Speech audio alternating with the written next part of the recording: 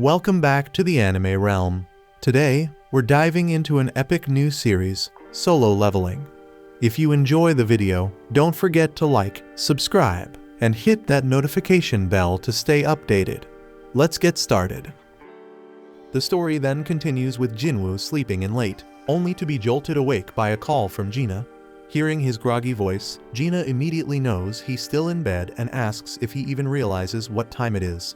Glancing at the clock, Jin-Woo notices it's already 2 in the afternoon, so Gina quickly reminds him that her parent-teacher meeting is today. Later, Jin-Woo arrives at the meeting, looking surprisingly well-dressed. Gina is stunned by how dashing he appears, prompting Jin-Woo to wonder if something's wrong, but Gina reassures him it's not, that it's just unexpected. He then explains that he just had to dress appropriately since showing up in sportswear wouldn't be suitable. Gina muses about how much people can change, and as they walk through the school halls, Jin-Woo garners attention from the girls around, leaving them whispering in curiosity. Gina, noticing this, teases him about not having a girlfriend yet, offering to introduce him to someone, but he angrily dismisses the idea. Later, Jin-Woo meets with Gina's teacher, who is full of praise for her. The teacher describes Gina as an exemplary student and role model, noting her strong performance in mock exams.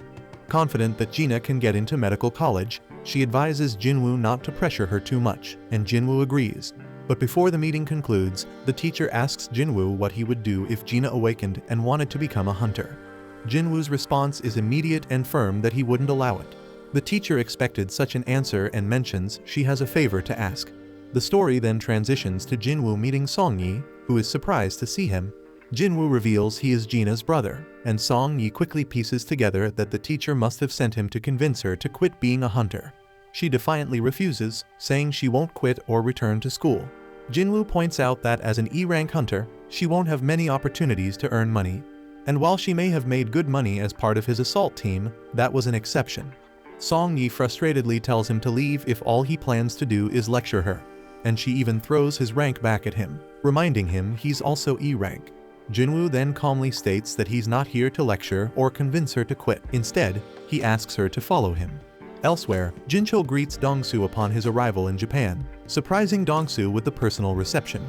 Dong-Soo sarcastically notes that the chief of the Hunter Association himself has come to welcome him.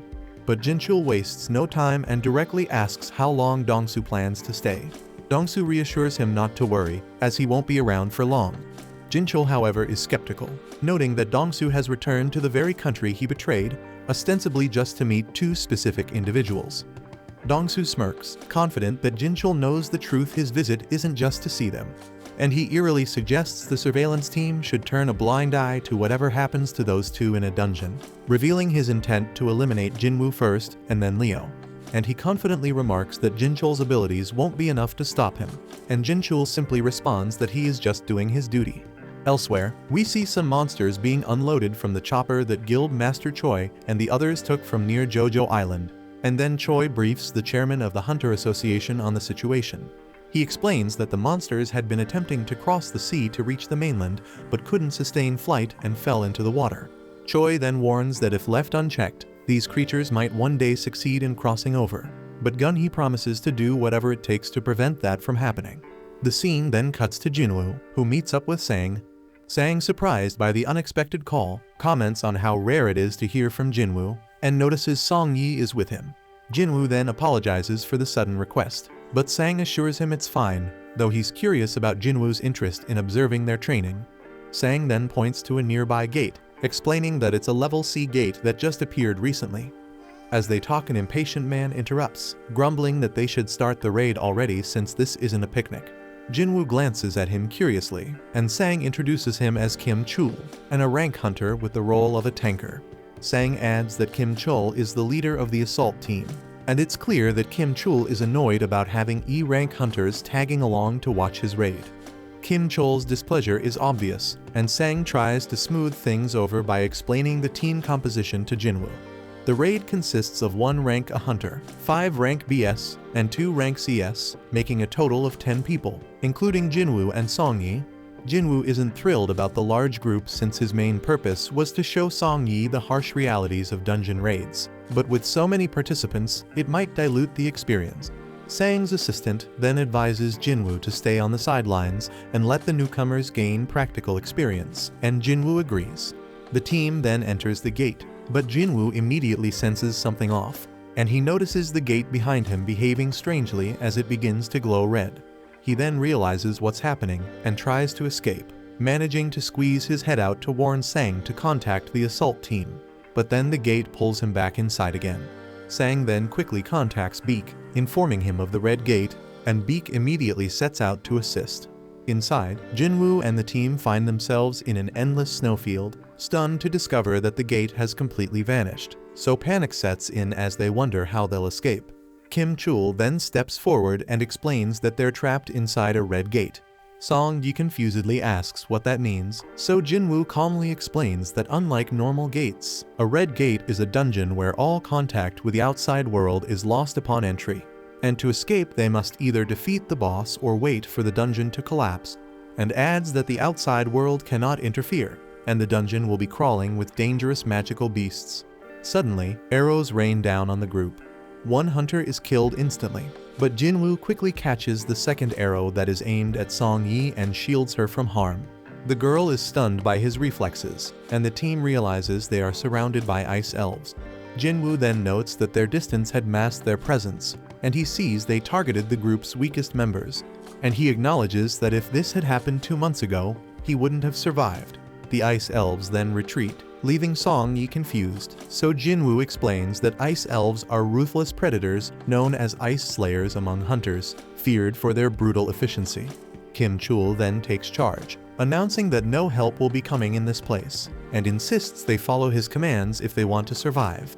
He then claims that he can't manage the entire group, so he proposes splitting into 2 teams, arguing this will improve their chances.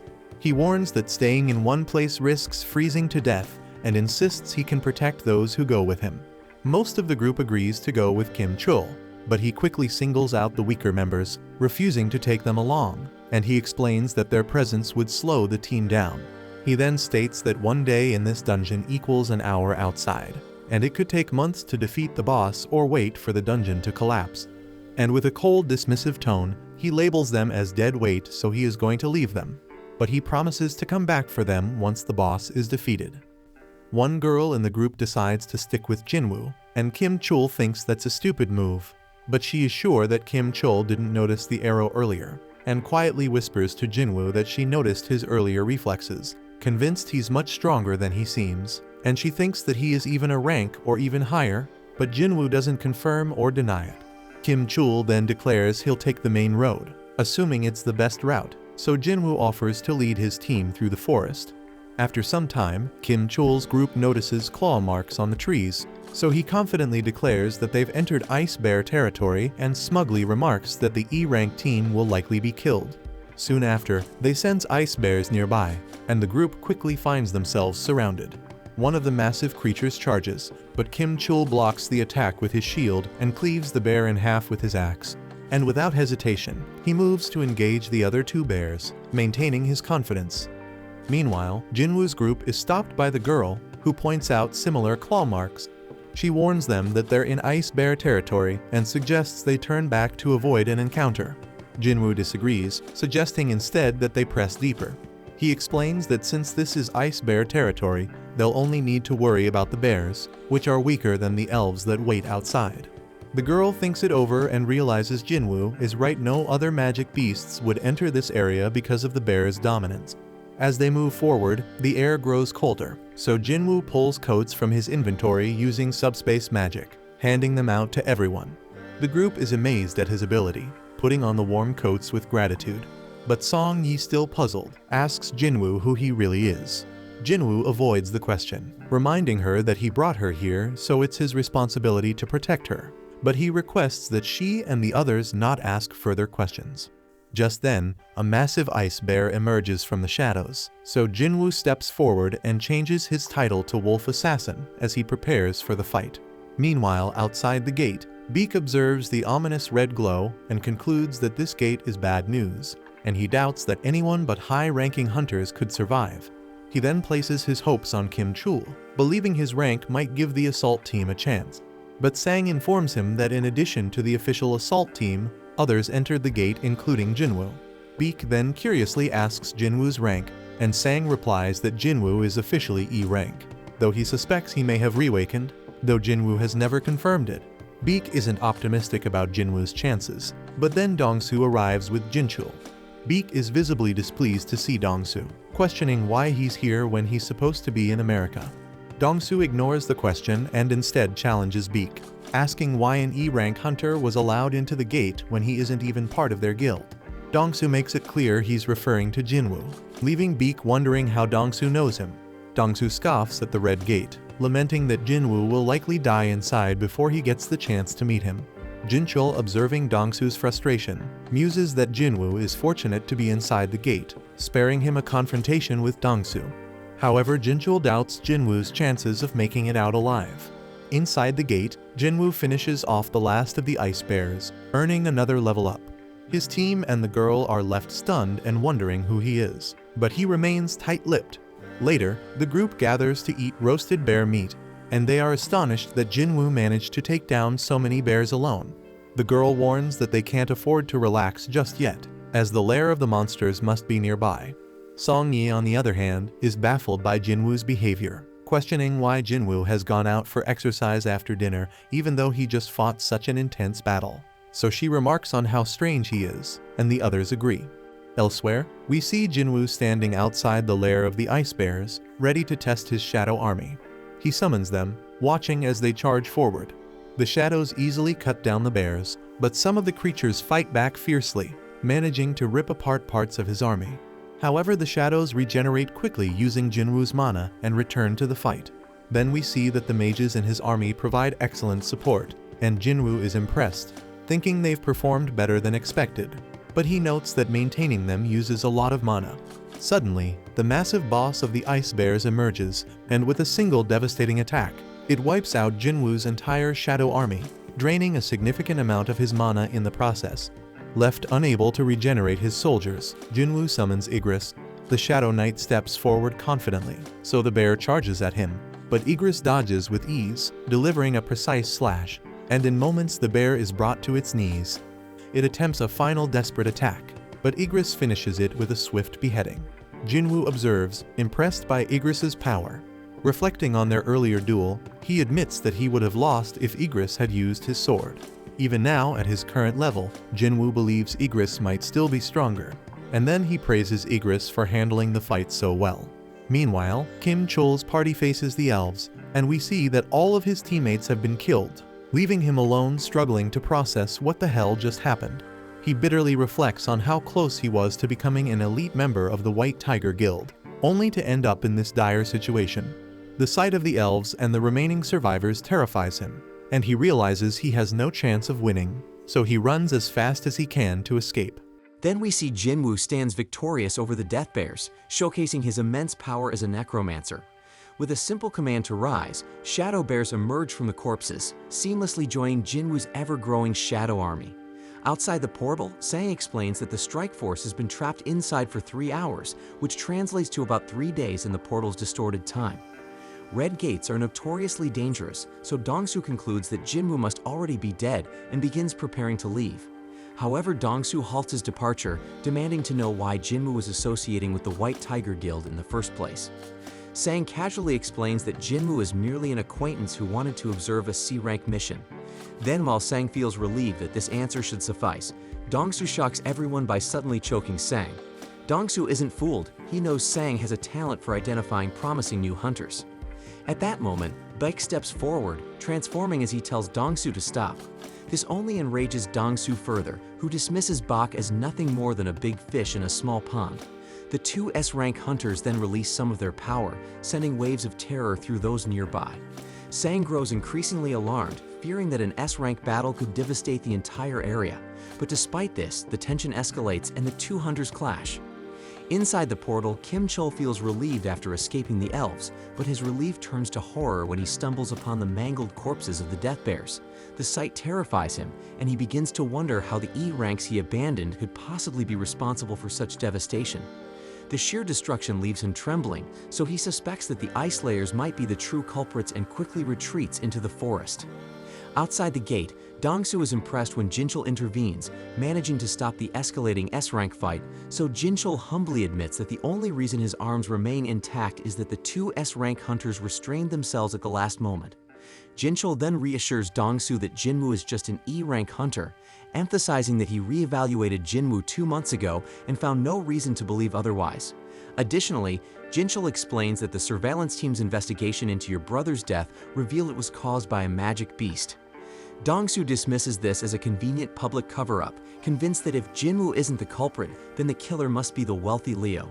Jin-chul then questions why Dong-soo is targeting Jin-woo if he believes he isn't the killer, but Dong-soo's reply is cold and blunt. It's an excuse to kill. But before the conversation can continue, Dong-soo is called away, muttering that Jin-woo is lucky. Sang watches him leave and reflects on how no one truly grasps the depth of Jin-woo's power the way he does. Confident in Jin-woo's strength, Sang believes he will survive the Red Gate. Inside the gate, Jin-woo's group sits around a fire, trying to stay warm, but their moment of peace is shattered when Kim-chul storms in, furious to see these weaklings alive and thriving. Dressed in weather gear and surrounded by blankets and food, they're clearly in much better shape than his own group. So Kim-chul gets enraged and accuses them of hoarding supplies, claiming his team died because they lacked proper equipment. Blinded by anger, he demands to know who was hiding all the gear and blames Park, suspecting she joined the weaker group because she knew the truth. Kim-chul then issues an ultimatum, counting down from 3 and threatening to eliminate them all if the culprit doesn't confess. And when no one speaks up, he screams Jin-woo's name, assuming him to be responsible and prepares to attack. However, before Kim-chul can act, Jin-woo suddenly appears and utterly overpowers him. The group is stunned by their leader's unexpected return, and Jin-woo admonishes Kim-chul for blaming others for his party's failure. Jin-woo also senses something more sinister nearby and accuses Kim-chul of dragging even greater trouble into their midst. Turning his attention to the surroundings, Jin-woo calls out to the hidden presence, stating that their aura is far too strong to go unnoticed, and he orders them to drop their stealth. In response, the Ice Elves reveal themselves, their leader remarking in disdain that one of the human scum is unexpectedly strong. Jin-woo retorts sharply, shocking everyone as he speaks fluently in the language of the magic beasts. Even Jin-woo is surprised by this ability, quickly deducing that his cheat system must be responsible. The elven leader then begins to explain their presence, revealing that one of his men sensed Jin-woo's immense power when he stopped the arrow, so the elf wanted to challenge Jin-woo to a fight. However, before the leader can finish speaking, Jin-woo swiftly chops off the challenger's head. The leader is amused by this display of brutality, but Jin-woo is uninterested in entertaining him and immediately launches an attack. The leader defends himself skillfully, and Jin-woo quickly realizes that this opponent won't go down easily. The leader, still amused, remarks that Jin-woo isn't human and questions why he's pretending to be. Jin-woo is confused by the comment, but the leader's laugh makes it clear that he knows something Jin-woo doesn't. He explains that elves are driven by a voice in their minds commanding them to kill humans, but strangely, they don't hear it when it comes to Jin-woo. This revelation makes Jin-woo suspicious, wondering if the elves' silence toward him is connected to his system directives. The leader speculates that Jin-woo might not be entirely human and encourages him to sensibly hand over the other humans. But Jin-woo demands to know why the elves are targeting humans at all.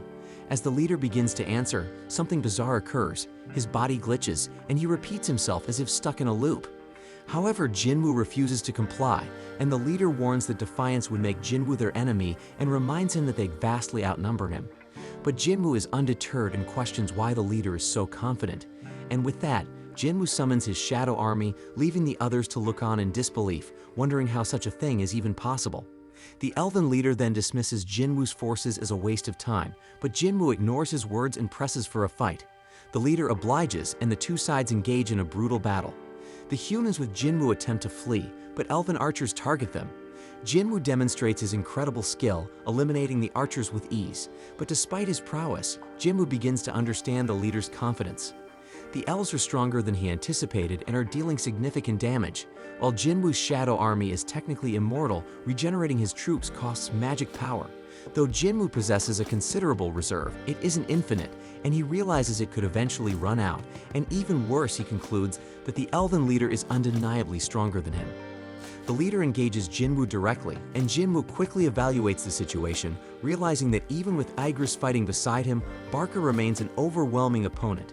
The odds are against him, and his regular soldiers won't suffice, so Jin-woo concludes he needs a stronger force to match the leader's power. The leader then formally introduces himself as Barca, and Jin-Woo returns the gesture. The two warriors charge at each other with ferocity, and Barca immediately displays his dominance. However, he's momentarily stunned when Jin-Woo teleports his blade to his opposite hand mid-attack. Their exchange continues with narrow misses on both sides, but Jin-Woo eventually gets pushed back. Barca expresses delight at the challenge, stating he hasn't enjoyed a fight like this in years. Jin-Woo, smiling back, unleashes a massive meteor that crashes down onto Barca, catching him off guard. Meanwhile, Kim Chul regains consciousness, seething with anger. Seething with hatred, he curses Jin-Woo again and grips his sword tightly, determined to take him down. Then, as Barca battles Jin-Woo's magic soldiers, Kim Chul uses the chaos to make his move. However, Jin-Woo, having anticipated this, orders Igris to create a dense smokescreen. Using the cover, Igris swiftly ends Kim Chul's life. Realizing too late that Jin-Woo had planned this all along, Kim Chul succumbs to his last thoughts filled with regret. With Kim Chul's defeat, Jin-Woo commands him to rise, and a radiant light erupts from his body as he is reborn as a shadow soldier. Barca, still charging at Jin-Woo, mocks the notion that hiding will save him, but his confidence is shaken when a towering new shadow soldier emerges to confront him, forcing Barca to retreat momentarily. Jin-Woo then names his newest member Iron, and the resurrected Kim Chul lets out a deafening scream. Barca assesses Iron, quickly noting after a few seconds of battle that the soldier lacks agility but possesses immense durability. Nearby, Song-Yi watches in disbelief, wondering if all hunter battles are this intense. Her companions assure her that this battle is far beyond anything they've seen before.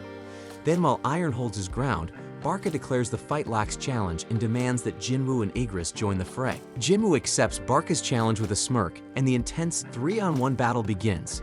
Barca's overwhelming strength is on full display as he fends off Jin-Woo, Igris, and Iron simultaneously. However, his frustration grows as Iron's persistent screams echo throughout the fight. So Barca decides Iron must be dealt with first, but Iron proves to be a formidable tank, enduring every blow. Barca's confidence grows as he dodges Igris' strikes, but he's caught off guard when Jin-Woo lands a stab. Jin-Woo is so impressed because Barca avoids a fatal wound even amidst the chaos. Barca then bristles at being underestimated, but Jin-Woo commends him for surviving this long. Then, as the fight rages on, Jin-Woo takes a moment to turn his attention to the rest of his clan. Barca, suddenly remembering his army, turns to see a horrifying sight. Jin-Woo's shadow army has wiped out his entire clan. But despite the grim sight, Barca remains confident, certain that taking out Jin-Woo will be enough to turn the tide. As Jin-Woo throws his dagger, Barca mocks him, calling him a fool for discarding his weapon. However, he underestimates Jin-Woo, who recalls the dagger with pinpoint accuracy. Barca barely blocks it, but his weapon is destroyed in the process. Jin-Woo then seizes the moment, ordering Iron to restrain Barca. Immobilized, Barca becomes the target of an immense fire attack unleashed by Jin-Woo's magic soldiers. But despite the devastating strike, Barca isn't finished. He cuts through Iron and vows to annihilate the humans, but Jin-Woo counters, silencing him once and for all. Jin-Woo declares the battle over, but Barca, defiant to the end, insists it's not finished until he says so. His defiance is short-lived as Iron regenerates and crushes him completely. So Jin-Woo reiterates that the battle is indeed over as Barca lies lifeless on the ground. The ground then begins to tremble, but it's actually merely Iron ensuring their victory is absolute. Jin-Woo reprimands Iron, reminding him to show restraint, and silently hopes this behavior won't become a recurring issue.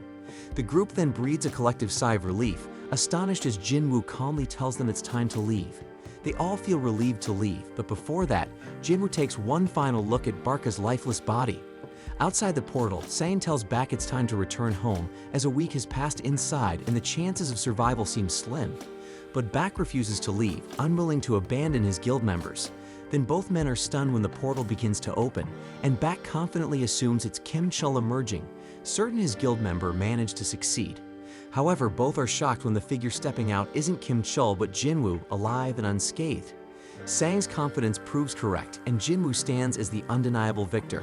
The gate then closes, and Bak is left wondering about Kim Chul's fate, and when he learns that only the low-ranked hunter survived, he is horrified and deeply curious about what transpired inside. Bak then approaches Jin-Woo for answers, but Jin-Woo, visibly exhausted, tells him to direct his questions to someone in his guild. Bak is taken aback, interpreting this as defiance, and he is stunned by the audacity, as Jin-Woo wasn't asking, he was ordering, and worse, it could even be taken as a threat. Tensions rise as Blake grows more serious, emphasizing that 6 of his guild members are missing, making it his duty to find out what happened. Jin-Woo, unfazed by the intimidation, calmly points out that he was the one who saved the 2 surviving members, which means Bak should be showing him gratitude instead. Bak takes a moment to cool down, realizing Jin-Woo is right, and apologizes for his earlier demeanor. Then, with the situation diffused, Jin-Woo takes Song-Yi home. After Jin-Woo departs, Bak turns to Park, asking about Jin-Woo and why he seems so angry. Park explains that Jin-Woo's mood only changed after defeating the boss. Sang suggests that it must be due to exhaustion, noting that Jin-Woo is usually a kind person. Then of course Bak gets intrigued and instructs Sang to do whatever it takes to recruit Jin-Woo into their guild. Later, Jin-Woo drops off Song-Yi at her home. She thanks him for everything and says she looks forward to seeing him again. Then as he leaves, Jin-Woo reflects on the ordeal. Surprisingly, less than a day has passed since they were trapped in the gate, so he feels disappointed, having only earned a single dagger for all his trouble, and he concludes that Barca must have been far too high level to yield better rewards.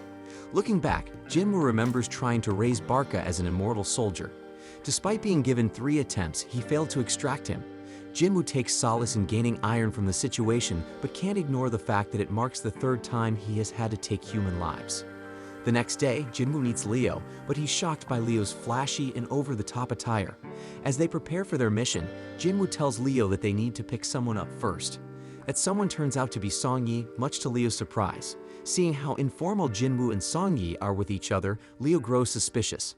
Then, when Jin-Woo casually asks Song-Yi if she managed to get any sleep, Leo misinterprets the interaction. Worried about Jin-Woo's intentions, Leo reminds him that Song-Yi is underage. Jin-Woo brushes it off, clearly unaware of Leo's misunderstanding, which only fuels Leo's concern. Sometime later, Leo watches in awe as Jin-Woo's soldiers brutally annihilate a group of powerful beasts. Leo can't figure out where on earth they came from, and Jin-Woo recalls that Leo hasn't seen them yet. So Jin-Woo reveals that they're a part of one of his baddest skills, but Leo has zero clue that this level of monstrous power is even possible. With the battle over, Jin-Woo orders his army to begin mining the area for crystals. Leo, feeling dejected by his inability to match their efficiency, pleads with Jin-Woo to at least let him collect the magic gems. Jin-Woo isn't self-loving though, and one of his soldiers offers to share the work. Elsewhere, we see a man standing amidst the wreckage of a destroyed ship, and a frightened soldier begs for his life, but the man calmly tells him to relax. But the problem is they don't speak the same language, so after switching to broken English, the man explains that he's human and that all he wants is to go home. Back with Jin-Woo, he celebrates with Leo after completing the 19 raids that were part of their agreement. And with the raids done, Leo's next step is to pass the written exam at the association to earn his guildmaster's license. And once he has the license, he'll finally be able to negotiate with his father. But as for Jin-Woo, he announces that he plans to travel for a while, so Leo thinks that Jin-Woo must be trying to get away from him, but Jin-Woo denies it, saying he's just drunk. Leo, however, is used to being pushed away, especially by his older brother, who's 10 years older and has always been cold toward him, so they never did anything brotherly together. But by contrast, Jin-Woo has helped Leo so much that Leo wistfully admits he wishes Jin-Woo were his brother instead. Moved by Leo's pain, Jin-Woo fills 2 cups and says that starting from today he will consider him his little brother. And that cool shit makes Leo is stunned but deeply touched. Meanwhile, the mysterious man from the shipwreck has been restrained, and investigators discuss his origins. He claims to be a foreign hunter who was trapped inside a gate 10 years ago and only recently found an exit that led to a gate in America. The investigators are skeptical, worrying that he might be a humanoid magic beast. To verify his identity, they've called in an S-rank hunter for questioning, and that Dan Hunter is Dong-Soo, and they're waiting on him to do the questioning because the only information they know is that the man's name is Il-Hwan-Sung. Later, Jin-Woo tells his sister Gina that he'll be traveling for a week. She notes how busy he's been lately and teasingly asks who he'll be going with. Irritated by the question, Jin-Woo curtly replies that he'll be going with a friend and leaves it at that. Soon after, he stands at the entrance to the demon castle, reflecting on how much he has grown since he barely survived his fight against Cerberus at level 20. But now with his level 3 times higher, Jin-Woo is confident this challenge will go differently. Jin-Woo then uses the key from his system to unlock the gate and enters the castle. Reviewing the quest objectives, he sees that his mission involves collecting demon souls. However, Jin-Woo is shocked to learn that the system requires him to collect 10,000 souls, an amount he can hardly believe exists in the dungeon. But despite the overwhelming task, Jin-Woo stays focused on his real objective, obtaining the ingredients for the elixir of life to save his mother. So no matter how many demons stand in his way, Jin-Woo resolves to complete this damn quest. Elsewhere, Leo speaks with his father Han about taking over the guild. Leo is well aware that his older brother is also vying for control, but disagrees with his brother's approach. He argues that bringing in an outsider to run the guild is too risky for the company's future. Han, however, shifts the focus to Jin-Woo, criticizing Leo for associating with him. Han recounts how Jin-Woo was present at 3 highly controversial incidents: the double dungeon, the raid where Hung's team was wiped out, and the surveillance team Hunter incident involving murdered convicts. But despite the danger, Jin-Woo miraculously survived all 3. Han also notes that Jin-Woo was instrumental in helping Leo clear 19 raids to earn his guildmaster license, and also played a significant role in the Redgate incident, leading survivors to safety. So Han accuses Leo of using underhanded tactics by relying on Jin-Woo to gain an advantage. While Leo admits his methods weren't ideal, he insists he knows what's best for the guild. But to Leo's surprise, Han suddenly agrees to let him pursue leadership, but with one condition. Han wants Jin-Woo recruited to their guild. Han reveals that the White Tigers Guild has been trying to scout Jin-Woo since the Redgate incident, recognizing his immense potential. So if Leo truly wants to lead, Han challenges him to secure Jin-Woo's allegiance first. And Leo accepts the challenge and promises to make it happen. Back in the demon castle, Jin-Woo realizes that despite defeating countless demons, he is unable to extract their shadows to add to his army, and he can't figure out why. He has taken down a massive number of them, yet it feels like all that effort might have been wasted. Just then, he receives an entry permit for the next floor, and a glowing light marks the way forward. Jin-Woo marvels at the dungeon's immense size because it's essentially an entire city contained within a single building. However, all the walking is quickly becoming tiresome, but luckily Jin-Woo summons the bear leader to carry him. The beast charges forward, effortlessly cutting through a sea of demons that block their path. Impressed by its sheer power, Jin-Woo decides to name the bear tank. Elsewhere, a group of girls marvel at Cha-ha as they admire her. Cha-ha, however, recalls a conversation she had with Mr. Choi. He decided to keep the reports about the flying ants under wraps, but Cha-ha felt they should go public. Mr. Choi explained that releasing that information would only cause widespread panic, and instead, they should focus on strengthening their guild, as they're already the largest domestic guild, and more power is the key to expansion. Back in the dungeon, Jin-Woo has cleared even more demons. When he first received the key, he feared this might be an S-rank dungeon, but so far the demons he's faced are around high B rank. Their numbers are overwhelming, and they grow stronger with each floor, but by only killing the demons required to proceed, Jin-Woo has made steady progress. Based on his experience with other structures, Jin-Woo guesses that this castle likely has 100 floors, just like the Tower of Trials, so he wonders how strong he'll be by the time he reaches the top.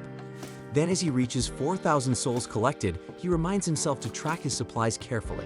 He also recalls his promise to Gina to return within a week, making this a race against time. Eventually, Jin-Woo collects 10,000 souls, completing the quest's main requirement. However, his journey isn't over yet. As he progresses, he encounters a group of powerful monsters, and the leader's name appears in red text, indicating extreme danger. The monster's name is Vulcan, the boss-class leader of the lower floors. Elsewhere, we see that Sang searches for Jin-Woo, only to learn from Gina that her brother is on a trip, but Sang isn't convinced. There are no records of him doing a raid or leaving the country, and the last trace the association has of him is right in the middle of the city, so the association can only speculate about where he's gone. Meanwhile, inside the dungeon, Jin-Woo declares that he'll take on the big boss while instructing his army to wipe out the remaining demons. His soldiers immediately spring into action, swiftly taking down the horde, and with more points allocated to his intellect ability, Jin-Woo can summon a larger army and maintain them more efficiently, and also the increase in magical power has made battling much smoother. Jin-Woo then turns his attention to the boss-class demon and wonders if the giant beast is ever going to get up. Assuming it's just going to sit there, he's caught off guard when it suddenly moves with blinding speed to attack him. Jin-Woo reacts just as fast, dodging the strike and countering with a damn powerful punch that sends the massive demon flying. Even Jin-Woo is surprised by his own strength because all he did is punch the damn monster, so he wonders if he accidentally leveled up his power. However, Vulcan isn't finished, and it lets out a thunderous roar, so it seems it's about to shift into another form, reminding Jin-Woo of his previous battle with Cerberus. The beast then charges at him with alarming speed, so Jin-Woo calls out to Iron, who sends him a shield just in time. Jin-Woo blocks the attack, but the giant launches a relentless barrage of punches. Jin-Woo is stunned by how something so enormous can move so quickly. As the attacks continue, he manages to find an opening and moves behind the beast, only to discover that it can anticipate his movements. Vulcan is an absolute monster, and the only vulnerable-looking spot that Jin-Woo can identify is his little head. Jin-Woo then begins running, formulating a strategy to limit the beast's mobility. Spotting the perfect building nearby, he sprints toward it. Vulcan, too focused on chasing Jin-Woo, crashes straight into the structure, and with the beast momentarily immobilized, Jin-Woo summons his weapon, and in one decisive strike he slices through Vulcan's neck. The Lord of the Lower Floors is defeated, and Jin-Woo receives an item called World Tree Fragment as his reward. Elsewhere, we see that Ilfwan is being interrogated by Dong-Su, who has heard rumors that Ilfwan might be a talking magic beast, but Ilfwan denies the claim, offering to undergo any tests, including DNA analysis to prove his humanity. But despite this, Dong-Su plays the role of a bad cop and shuts him down, ordering him not to speak unless asked a question. Dong-Su is irritated that his fun has been spoiled and takes a look at Ilfwan's paperwork. Ilfwan then asks if he can say something, but Dong-Su snaps at him and told to shut up. Ignoring the warning, Ilfwan presses on, asking how much humanity truly understands about gates and magic beasts. Dong-Su has no idea what the hell Ilfwan is talking about, so Ilfwan elaborates, explaining that the dungeons, gates, and beasts are merely the tip of the iceberg. He warns that a power capable of triggering an ultimate catastrophe has already awakened. Ilfwan then reveals that he can't say any more, but insists that his only goal is to avert this disaster. Dong-Su has had enough of what he considers nonsense and reminds Ilfwan that millions of hunters exist worldwide. He argues that if enough of them combine their strength, they can handle any threat. Ilfwan, however, reveals that sheer numbers won't matter against what's coming. He warns that those hunters will be devoured and turned into weapons against humanity itself. Dong-Su, increasingly frustrated, dismisses Ilfwan's claims and turns to the absurdity of his backstory, specifically how a magic beast supposedly managed to have a wife and 2 kids. With mock curiosity, Dong-Su asks what Ilfwan's son's name is, so Ilfwan replies that his son's name is Jin-Woo. Dong-Su's mood shifts to amusement as he smirks, informing Ilfwan that his son is dead. He refuses to answer any of Ilfwan's questions, adding that Ilfwan can ask his son all about it when they meet in the afterlife. Dong-Su flexes his power while making this threat, but Ilfwan's expression darkens, his eyes filling with murderous intent. Back in the dungeon, Jin-Woo's shadow army is ripping through yet another group of demons. Jin-Woo acknowledges the leader of the group and remarks that the battle has become entirely one-sided, and he wonders if the demon leader is surprised by how terrifying his shadow soldiers are. But then it becomes clear to Jin-Woo that even the undead can experience fear as the demon visibly trembles, and in a blink of an eye Jin-Woo slices the leader's head clean off. Then a notification pops up, revealing that Jin-Woo has just defeated Metis, the Guider of Souls, and has leveled up even further. Back outside, we see that a part of the city lies in ruins after a massive disaster. An investigator remarks on how battles between S-rank hunters can reshape entire landscapes, obliterating everything in their path. He notes, however, that they're lucky this fight was contained to just this area because it could have been far worse. The destruction was so sudden and overwhelming that it seemed to happen in an instant. Surveying the aftermath, he reflects on how Dong-Su was defeated so quickly that the damage barely had time to spread. Back in the dungeon, Jin-Woo has run out of food, signaling that this is as far as he can go for now. He's reached floor 75, and while there are likely only 25 floors left, it's still quite a journey. The gains, however, have been worth it. From the skeleton he defeated, Jin-Woo received a necklace, and from the beast on level 50, he obtained an earring. Both items are powerful on their own, but together they offer a set bonus, adding 5 points to all stats. Noticing one empty slot in the set, Jin-Woo deduces that there's one more boss-level beast to defeat. He also earns an item called the Sphere of Avaricious, and while it doesn't benefit Jin-Woo directly, it doubles the firepower of his magic soldiers when they wield it, making it a valuable asset. Finally, Jin-Woo's latest reward is the chance to open the cursed random loot box. He feared he might never get another opportunity, so he's relieved to find a second key inside. But unfortunately, the key comes with no instructions, leaving him clueless about when or where to use it. For now, these rewards take a backseat to Jin-Woo's main objective, gathering the ingredients for the Elixir of Life. He already has the World Tree Fragment from Vulcan and the Spring Water from Echo Forest after defeating Metis, but that's 2 out of the 3 ingredients needed to save his dying mother. So Jin-Woo vows that the next time he returns to this dungeon, he will finish what he started and complete his mission. Afterward, Jin-Woo exits the instant's dungeon and reflects on his progress, and he realizes that he now only needs the purified Demon King's blood. Knowing how crucial it is, he concludes that he must be fully prepared before attempting to obtain it. Checking his stats, Jin-Woo notices a significant increase in his level after his recent trip. However, he's still classified as an E-rank hunter, so while he can continue leveling up, his E-rank status prevents him from participating in high-level raid missions. So Jin-Woo decides it's time to drop the facade and reveal his true strength by having his rank reassessed. The next day, Jin-Woo heads to the assessment center for his rank reevaluation. Coincidentally, Kichul, Sang's ever-loyal sidekick, is also at the center, scouting for potential recruits. Kichul casually observes the hunters, guessing their ranks, when he spots Jin-Woo among them. Recognizing him instantly, Kichul quickly calls Beak, informing him that Jin-Woo has come to get reassessed. Upon hearing this, Beak drops everything and rushes to the assessment center. Meanwhile, Jin-Woo waits for his turn. He overhears a nearby conversation between two hunters. One of them reassures the other, who is visibly nervous, telling him that the test is simple. The anxious man explains his predicament, revealing that he needs to earn money as a hunter to support his wife and daughter,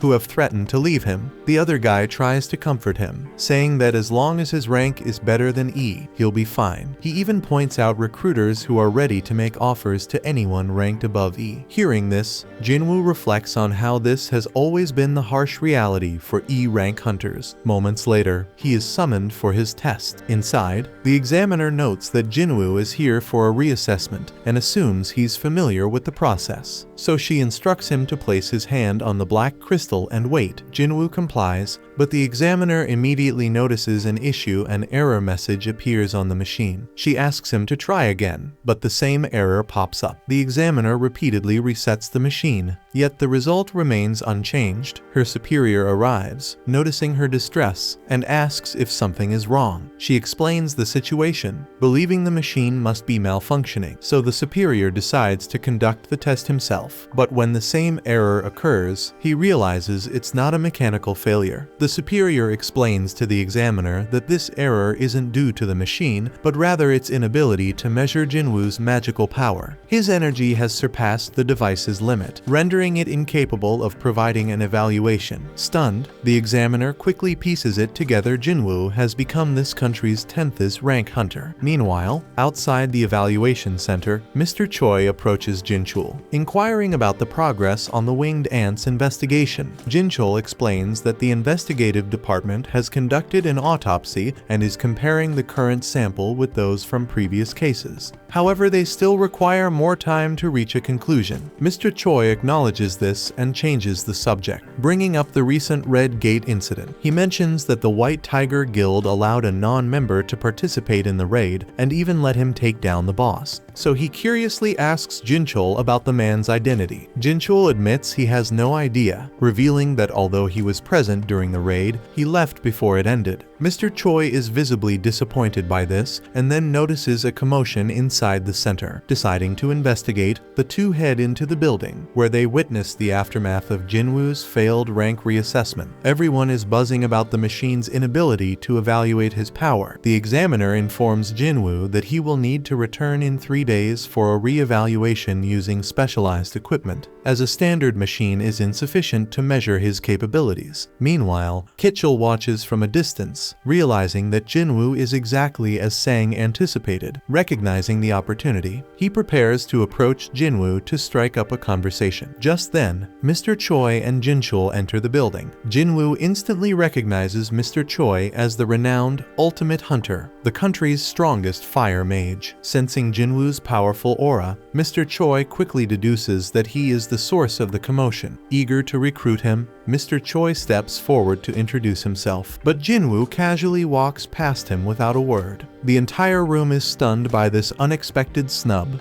Mr. Choi, bewildered, asks Jin-chul if he forgot to introduce him properly, but Jin-chul reassures him that he did. Despite this, Jin-Woo still walked by without so much as a glance. Before anyone can say more, they realize that Jin-Woo has vanished, leading them to suspect he must possess assassin-like skills. Moments later, Bleak arrives at the center, panting from running there as fast as possible. Seeing him in such a hurry, Mr. Choi instantly pieces everything together. Jin-Woo must be the hunter who cleared the Red Gate. This revelation solidifies his belief that Jin-Woo is truly extraordinary. Choosing to leave things be for now, Mr. Choi exits the building. Meanwhile, Bleak stands in shock, realizing that Mr. Choi has already discovered Jin-Woo's involvement, and he laments that this was the last person he wanted finding out about the situation. At night, Jin-Woo sits silently beside his mother, gazing at her peaceful figure. Before leaving the room, he whispers to her to wait for him just a little longer. Outside, he encounters Jin-chul, who greets him with an unexpected confession.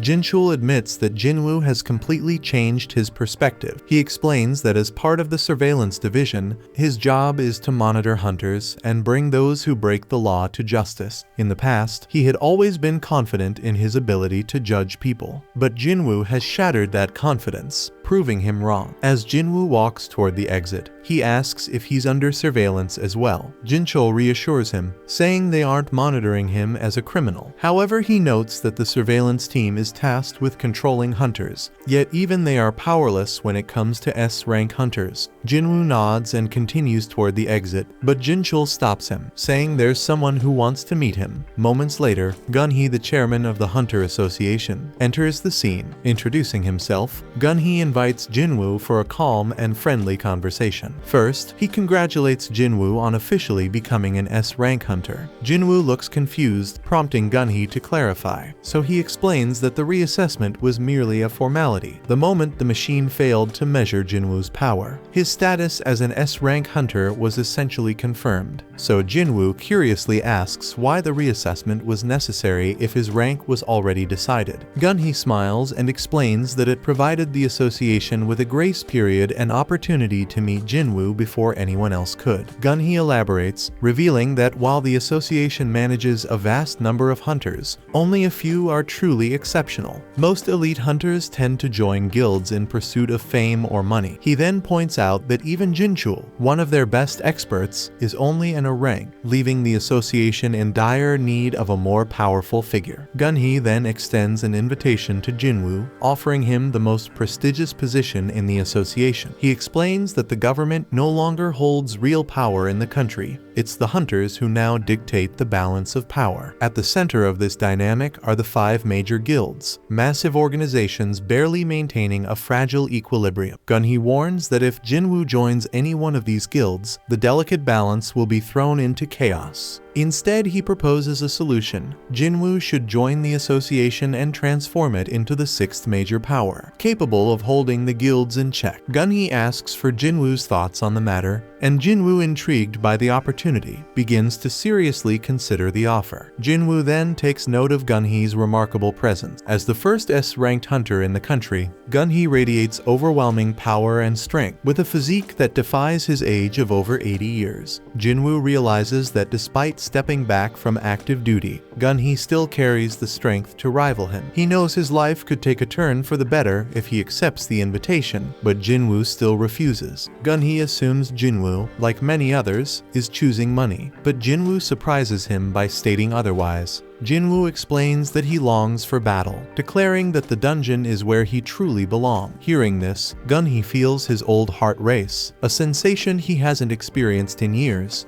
and he muses that if he were 10 years younger, he would have loved the chance to fight alongside someone like Jin-Woo. Realizing he can't sway Jin-Woo's decision, Gun-hee decides not to press further. Jin-Woo thanks him for the offer and takes his leave. As Jin-Woo walks away, Gun-hee laments that even S-ranked healers can't reverse aging, leaving him stuck with a body past its prime. He then instructs Jin-chul to cancel all his appointments for the rest of the day, wanting time to himself to reflect. Meanwhile, Jin-Woo contemplates his next step. He knows he must grow stronger as quickly as possible to save his mother. His sense of urgency drives him forward, leaving no room for idleness. Across the globe in America, Dong-soo awakens in a hospital bed, his body still battered from his recent encounter. The deputy director visits him, expressing the need to clarify one crucial detail. He asks Dong-soo if Il-F-won Sung is truly a magical beast, and without hesitation, Dong-soo affirms that the power Il-F-won displayed was anything but human, concluding that he must be a magic beast. Satisfied with the answer, the deputy director begins to leave, but Dong-soo stops him, asking what actions are being taken against Il-F-won. The deputy director explains that while the administration is tracking him, there's no guarantee of success. After all, Il-F-won defeated Dong-soo, one of their strongest. Left alone, Dong-soo recalls the haunting moment after his defeat when Il-F-won warned him to stay away from his family or face relentless retribution.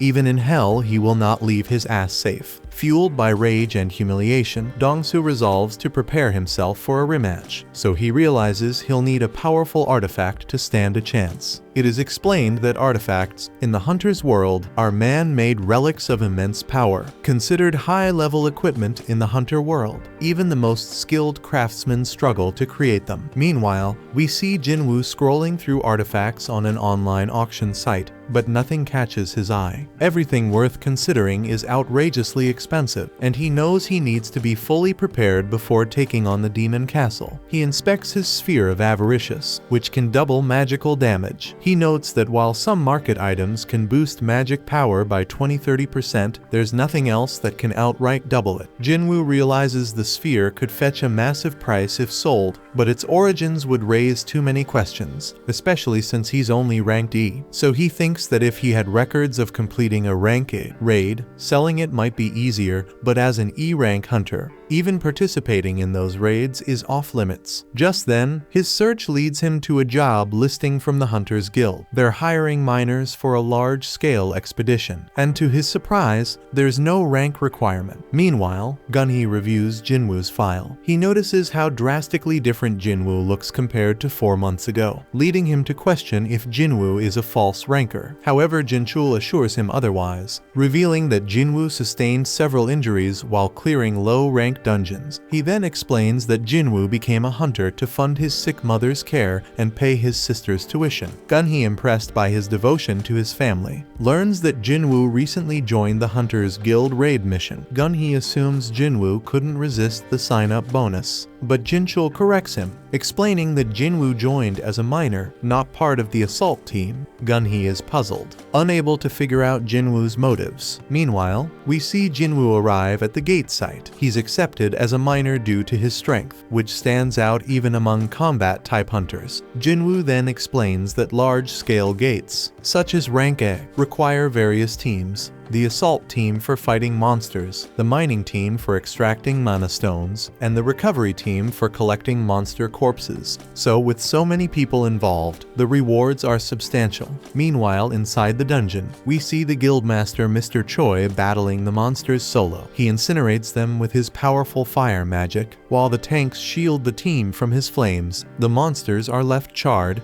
and Mr. Choi presses forward, hunting down the rest with ease. A short while later, the assault team exits the dungeon, and Jin-Woo observes them, assuming they've cleared every monster except for the boss to keep the gate open. So he realizes how strong Mr. Choi must be to lead the team through a rank A gate without issues. The miners then gossip about the Hunters Guild's second-in-command as she emerges from the gate, revealing herself to be Chahi. Jin-Woo then senses her powerful aura, and for a brief moment, she picks up on his. Though the sensation quickly fades, she wonders if it was her imagination. Jin-Woo, impressed by her perception, decides to focus on his work. The miners then enter the gate and begin extracting mana stones, and while the others are focused on mining, Jin-Woo's interest lies in the rank A boss. He wishes he could see it at least once. Overhearing miners whispering about his E rank, he shrugs off their comments, thinking that this kind of talk is universal. As he gets to work, his impressive strength draws attention, leaving the others questioning if he's truly E rank. After some time, the leader calls for a lunch break, so everyone else exits the dungeon, but Jin-Woo stays behind, determined to finish his work before resting. The leader invites him to join them, but he declines, focused on clearing his mining area. As the others leave, Jin-Woo's expression sharpens with determination, because he sees this as his chance to sneak a look at the boss. Sprinting toward the boss room, he wonders if it's stronger than anything he's ever faced. Though he knows fighting it would be a massive loss for the Hunters Guild, he can't suppress his excitement. Summoning his dagger, he moves closer, ready to enter. But just before stepping in, he's stopped by Cha-hee. Her piercing voice cuts through the silence as she asks, "What the hell are you doing here?" Jin-Woo regrets his reckless decision and, letting out a defeated sigh, explains to Cha-hee that he had simply taken a wrong turn and somehow found himself in this situation. She questions whether he belongs to the mining team and bluntly warns him that this is the boss room, instructing him to step back immediately. Jin-Woo silently acknowledges her impressive skills, noting how she approached without him even noticing until she spoke.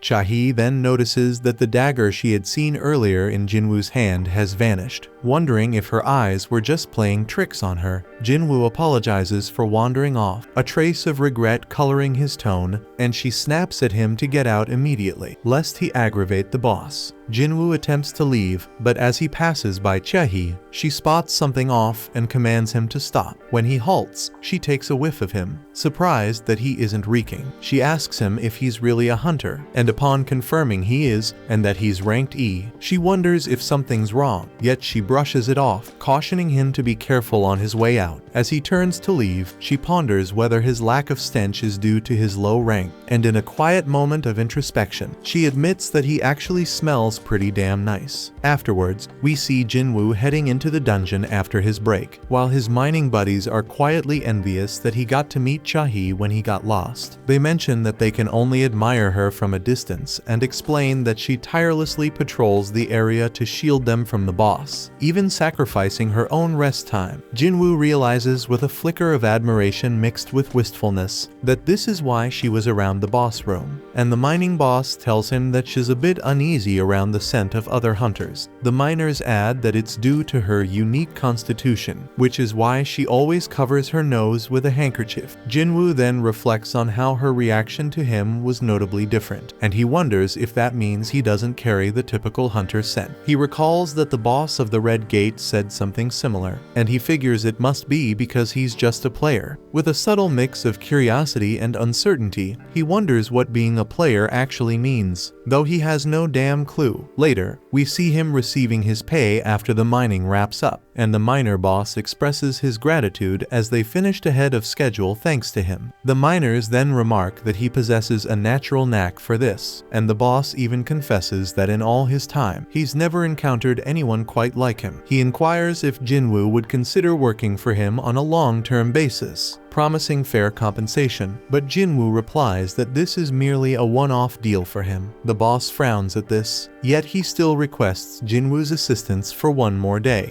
explaining that tomorrow they have consecutive A and C rank missions. Jin-Woo reflects that his reevaluation test is scheduled for the day after tomorrow, and he feels a surge of confidence having finally grasped the raid process today. Still, he's startled to learn that the Hunter Guild has lined up raid missions one after the other, planning to tackle 2 missions tomorrow. The boss informs him that the second assault team will be assigned to these missions, leaving Jin-Woo thoroughly amazed. The boss boasts that the true strength of the Hunters Guild lies in having 2 assault teams capable of raiding rank A, Gate, something no other guild in the nation can manage. Energized by this revelation, Jin-Woo agrees to return tomorrow as well, and the boss, clearly delighted, promises to speak to his superior about doubling his salary. Jin-Woo modestly tells him not to worry, but the boss remains insistent. That night, we see Cha-hee, with a trace of concern, instructing someone to look into Jin-Woo within the mining team, and she discovers that the person already knows him. He explains that Mr. Choi had tasked him with the same job the other day. However, he is unable to share any details, as every piece of information on Jin-Woo has been sealed by the Blasted Hunter Association. He finds it utterly odd because he's never witnessed the association lock away data on someone who isn't a top-tier hunter, and before he can say more, Cha-hee abruptly ends the call. Lying in her bed afterward, she contemplates what all this might signify, thinking that although she's met many hunters so far, this is the first time she's encountered one who actually smells pleasant. The next day, we observe Jin-Woo arriving at the gate site, and everyone greets him with open arms, their welcome stirring memories of his early hunting days and drawing a gentle smile to his face. They then decide to begin with the C-rank gate for the day, and we see Jin-Woo working the mana stones like a damn human excavator. After wrapping up the work, he joins the others for a meal, and the boss heaps praise on him, claiming they managed to finish early and enjoy this lunch break solely because of his effort. The boss even wonders if Jin-Woo truly doesn't want to stick with them, offering to pay him 5 times the usual rate, but Jin-Woo flatly refuses the deal. Shortly after, Sun Ki-hoon, the captain of the 2nd Assault Team, shows up, asking if someone from the mining crew can lend a hand since their porter couldn't make it today. The boss suggests that the recovery team would be better at hauling things,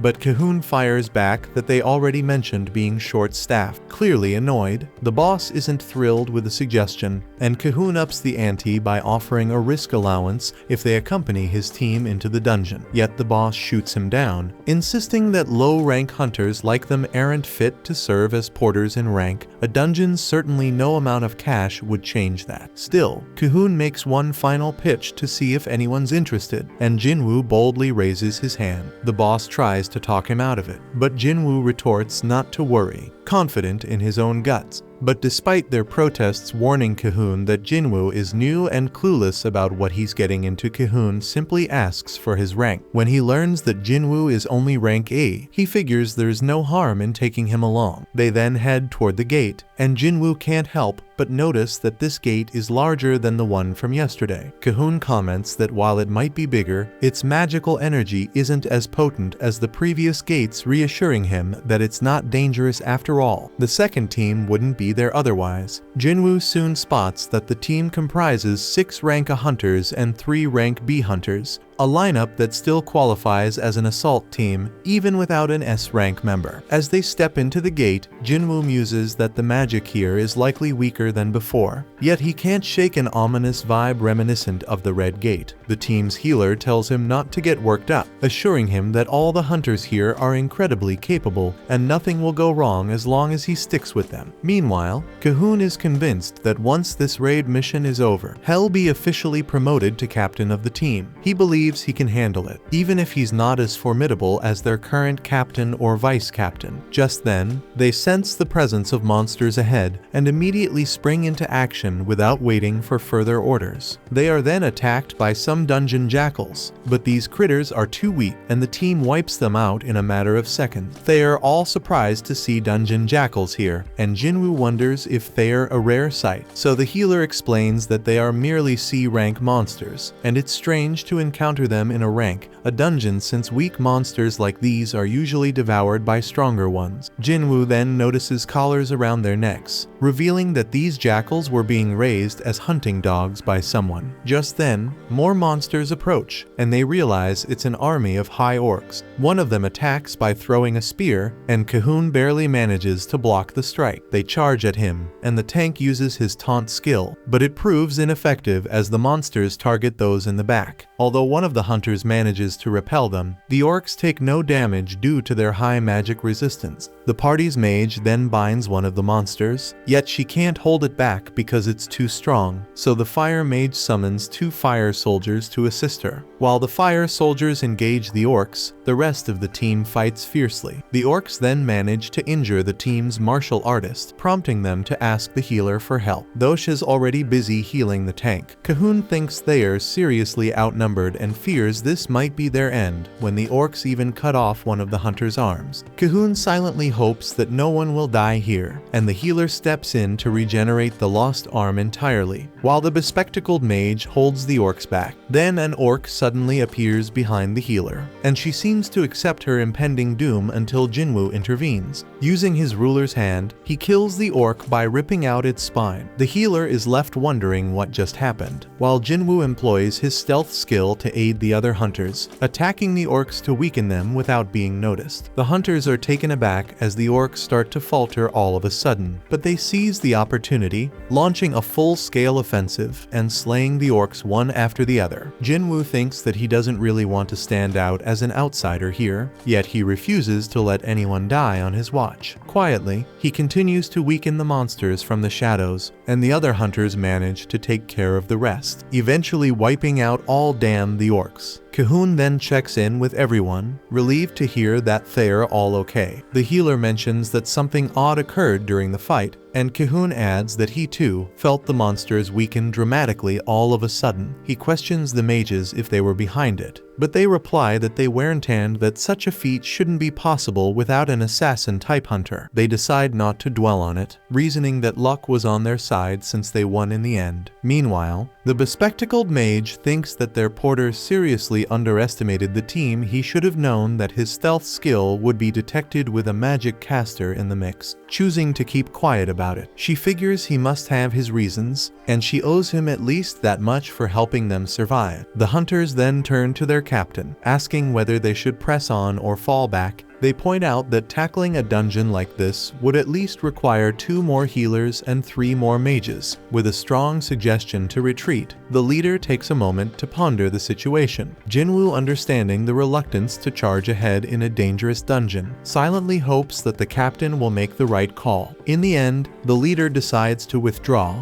much to everyone's relief. When they reach the gate leading outside, they notice that it's sealed by a barrier, a feature that wasn't there when they first entered the dungeon. The mages then step forward to remove the barrier, glad they chose to retreat, as this dungeon clearly houses an entity capable of such advanced magic. Almost immediately, everyone senses a surge of powerful magic, sparking the question of whether this was the boss. As the mages hurry to dismantle the barrier, Jin-Woo wonders aloud why such a massive magical fluctuation wasn't detected while they were outside after all. Even a B-rank hunter should have picked it up. Just then, the mages suddenly start bleeding profusely, and everyone realizes that someone had cursed the barrier as a sneaky trap. The captain urgently orders one of the hunters to cast some divine magic, but when no one pays attention, he turns around to see what's happening only to find an entire army of orcs looming behind them. They count roughly 50 orcs, and the leaders from both sides step forward, meeting halfway. The orc leader tries to communicate, but his words are unintelligible until the orc shaman takes over his body and speaks in clear human language. The shaman introduces himself as Kargalgan and tells Cahoon that he has been eagerly awaiting the humans. Cahoon then asks if Kargalgan was the one who sealed off the entrance, and the shaman confirms it. Curious, Cahoon asks if there's any being stronger than him in this dungeon, but Kargalgan replies there isn't and challenges them to choose, come face him or perish at the hands of his soldiers. Without a second thought, Cahoon opts to meet the shaman head-on, and the orcs promptly lead the way. But before that, Cahoon confides in Jin-Woo that their plan is to launch an attack on the boss as soon as they reach its chamber. This distraction should briefly disable the barrier. He instructs Jin-Woo to use that opening to escape and alert the other assault team. Jin-Woo can't help but wonder if they are all just signing up for a death wish, but Cahoon bluntly reminds him that their mission is to shut the gate, not necessarily to return alive, and the healer hands Jin-Woo a short will, asking him to deliver it to her family if anything goes south. Though Jin-Woo accepts it with heavy heart, he hopes it never comes to that. She urges him to ensure his own escape while they complete the mission. Jin-Woo reflects that this dire situation feels reminiscent of the double dungeon, but these people are completely different from what he's faced before. At the same time, outside the gate, Cha-hee is frantically searching for Jin-Woo, wondering if he might have bailed on the team. When the mining boss notices her distress, she inquires about Jin-Woo and learns that he has entered the gate as a porter. Back inside, Jin-Woo and the rest of the group finally arrive at a throne room, where they are greeted by Kargalgan and a massive, terrifying horde of orcs. The scene then shifts to outside the gate,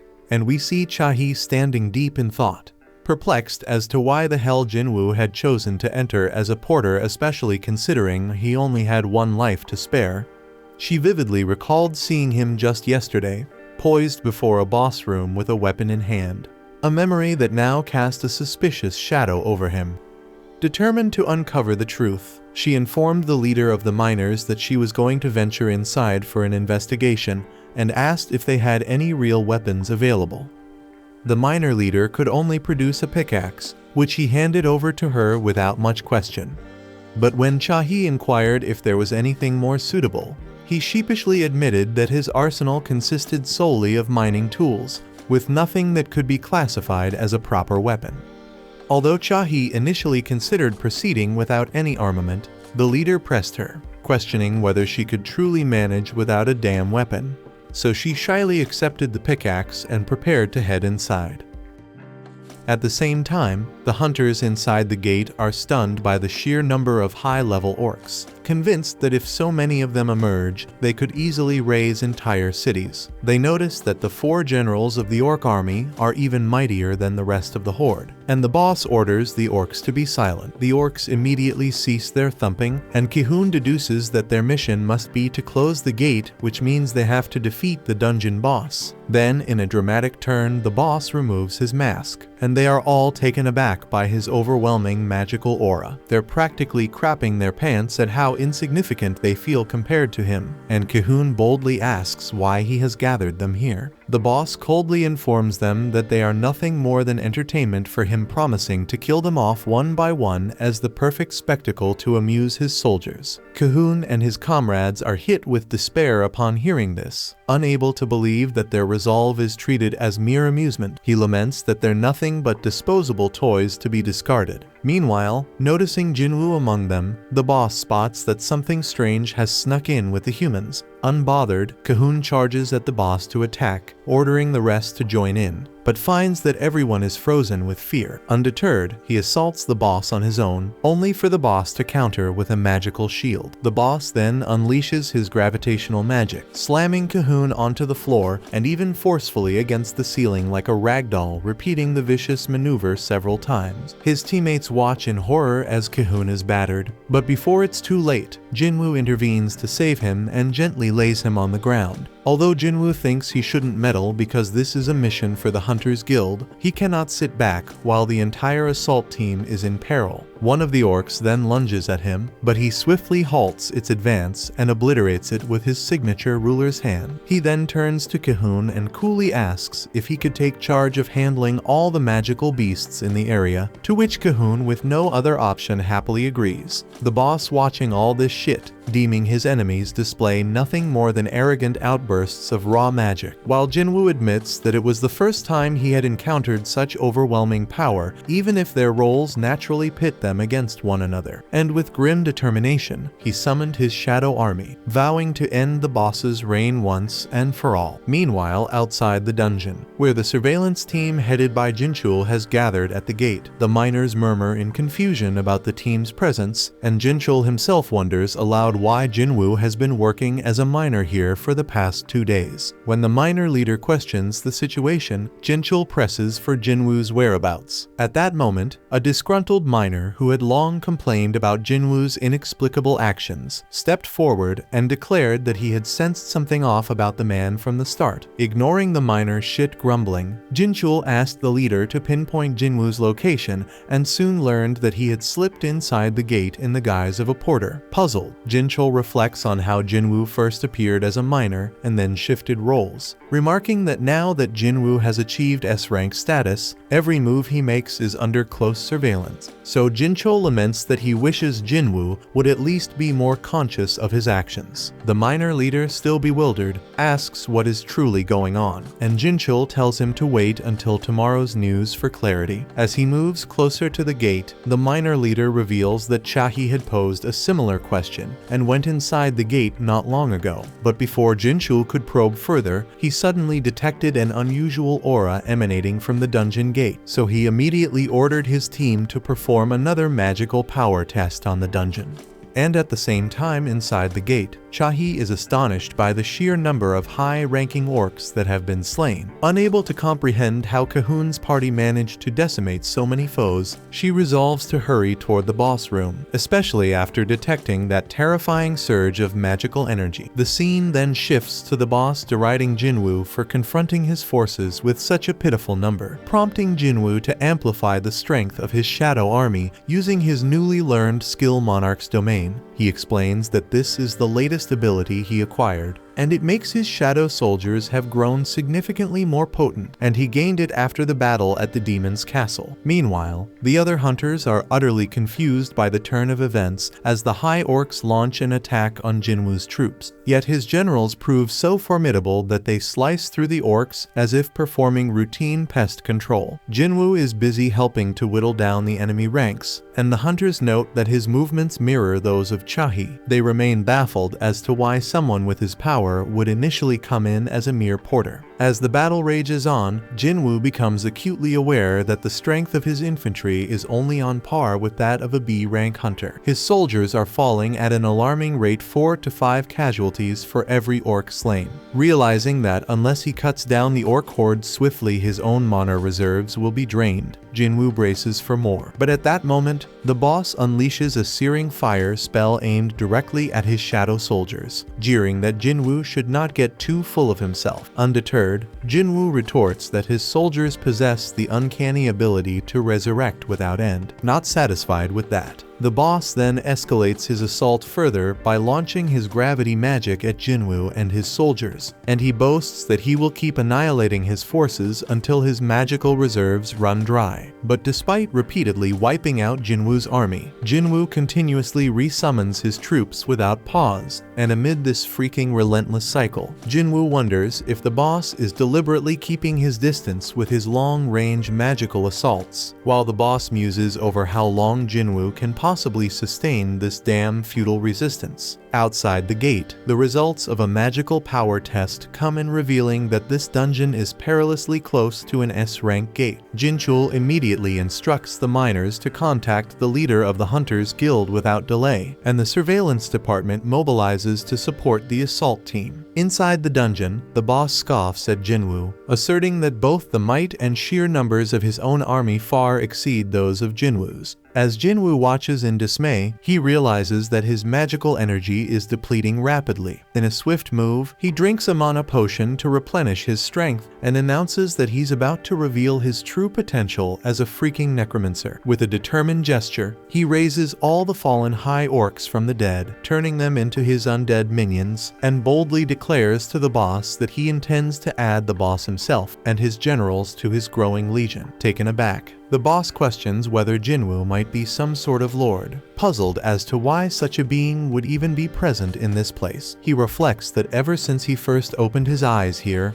the only command resonating in his mind has been to kill any damn humans. Dismissing any deeper reasons, he decides to follow that directive without question, and thus he sends his generals into battle. The scene then shifts to the Hunters Guild, where Mr. Choi is astonished to discover that the gate's power is nearly at S-rank level. He reasons that the evaluation must be accurate, otherwise Cahoon and his team would have already emerged from the dungeon. Realizing that a dungeon break at this level could trigger an incident reminiscent of the Jeju Island disaster, he is relieved that there is still time to avert catastrophe. Mr. Choi then instructs his assistant to mobilize every hunter in the guild, prompting a message to be sent to all a rank and above hunters. He even mentions that they might have to call on the White Tiger Guild and the Fiend Guild for additional support. Although the assistant is surprised by this suggestion, Mr. Choi insists that for now, all they can do is to prevent things from spiraling further out of control. Back to the boss room, the battle intensifies as Jin-Woo's general duels the orc commander while his own forces overwhelm the enemy. But to his dismay, the boss watches his own generals struggle and fall, prompting additional hunters to rush to Jin-Woo's aid. However, the boss refuses to let them interfere and quickly injures several of them with his curse's magic. Rising from his damn high and mighty stance, the boss sneers that he will make Jin-Woo regret ever challenging him. He casts a barrage of curses meant to inflict blindness, lethargy, and slumber on Jin-Woo. But thanks to his exceptional health and longevity skills, the curses have no effect. Jin-Woo then coolly explains that he's immune to such toxins and promptly summons his mages. In response, the boss erects a formidable magical shield to block the assault, but the mages counter by launching a fireball enhanced by the Sphere of Avaricious. The blazing releasing orb tears through the boss's barrier, striking him hard and fueling his anger. Just then, Chahi bursts onto the scene, her eyes wide with shock as she surveys the chaotic melee. She notes that several hunters are down, and Cahoon, for instance, is injured but being hastily healed by the medic. When she asks what hell is going on, the fighters can only offer confused glances. The boss then ramps up his assault, channeling strengthening magic and other spells to transform himself into a giant, intent on crushing Jin-Woo underfoot. Jin-Woo, however, nimbly dodges the massive blows, remarking disdainfully that he's never cared for giants, likely due to a previous debacle in the double dungeon. In retaliation, the boss unleashes a torrent of fire spells around him, indiscriminately wiping out friend and foe alike. Enraged, the boss taunts Jin-Woo, questioning whether he still believes he can stand up against such might. In a bold move, Jin-Woo lunges forward and stabs the boss in the eye, declaring that by turning into a giant, the boss has only made himself a bigger, more vulnerable target, and he adds coolly that a lone mage without any guards stands no chance against an assassin-type hunter. The boss fires back with more searing fire spells, but Jin-Woo deftly evades every blast and counterattacks with his dagger, only to find that his blade barely makes a dent. Realizing brute force alone won't cut it, Jin-Woo summons his ruler's hand, using it to snatch up a set of chains. With a swift, decisive motion, he binds the boss and hurls him around the room, leaving the monstrous adversary reeling at his feet. Just then, Jin-Chul arrives at the scene,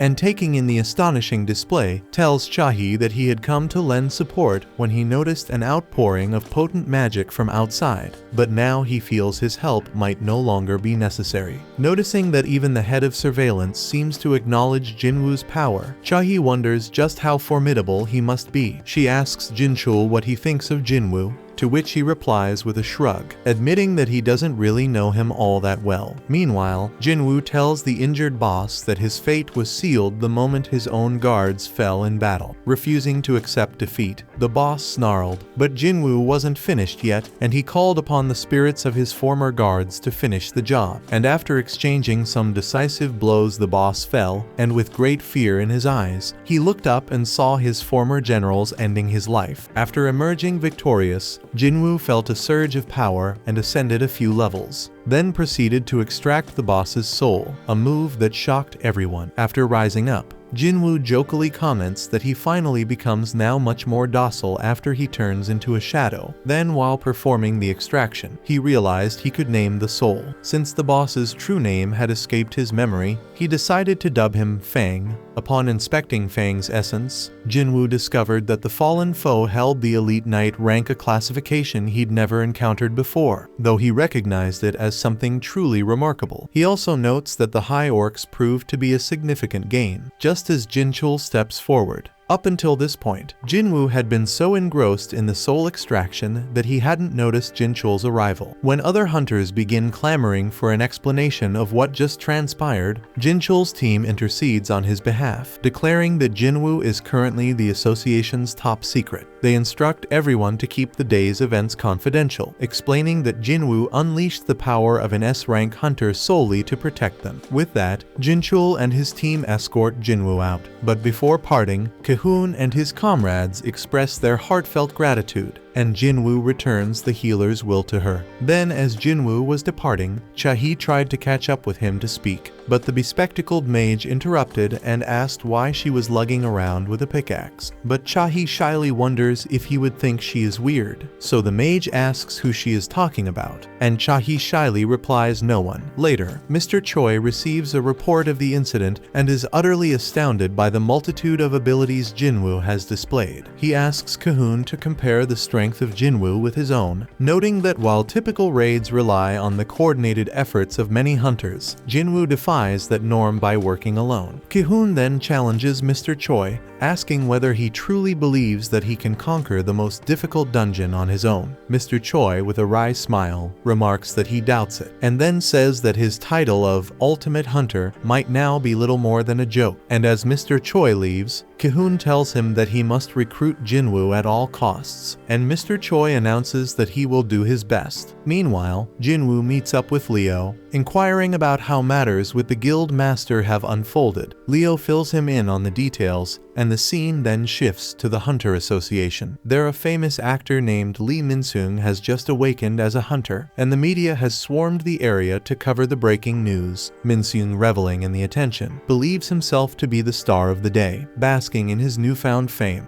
Then we see Beak and Mr. Choi arriving at the Hunter Association, where the media is abuzz with rumors that they're there to recruit Lee Min-seung. Irritated, Beak exclaims and says, "Who on earth is that?"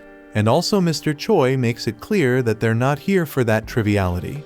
Although he's aware of Lee Min-seung, and explains that the man has already signed with the Fiend Guild, and their business here is entirely unrelated. With no scandalous scoop to chase, the press quickly loses interest and disperses.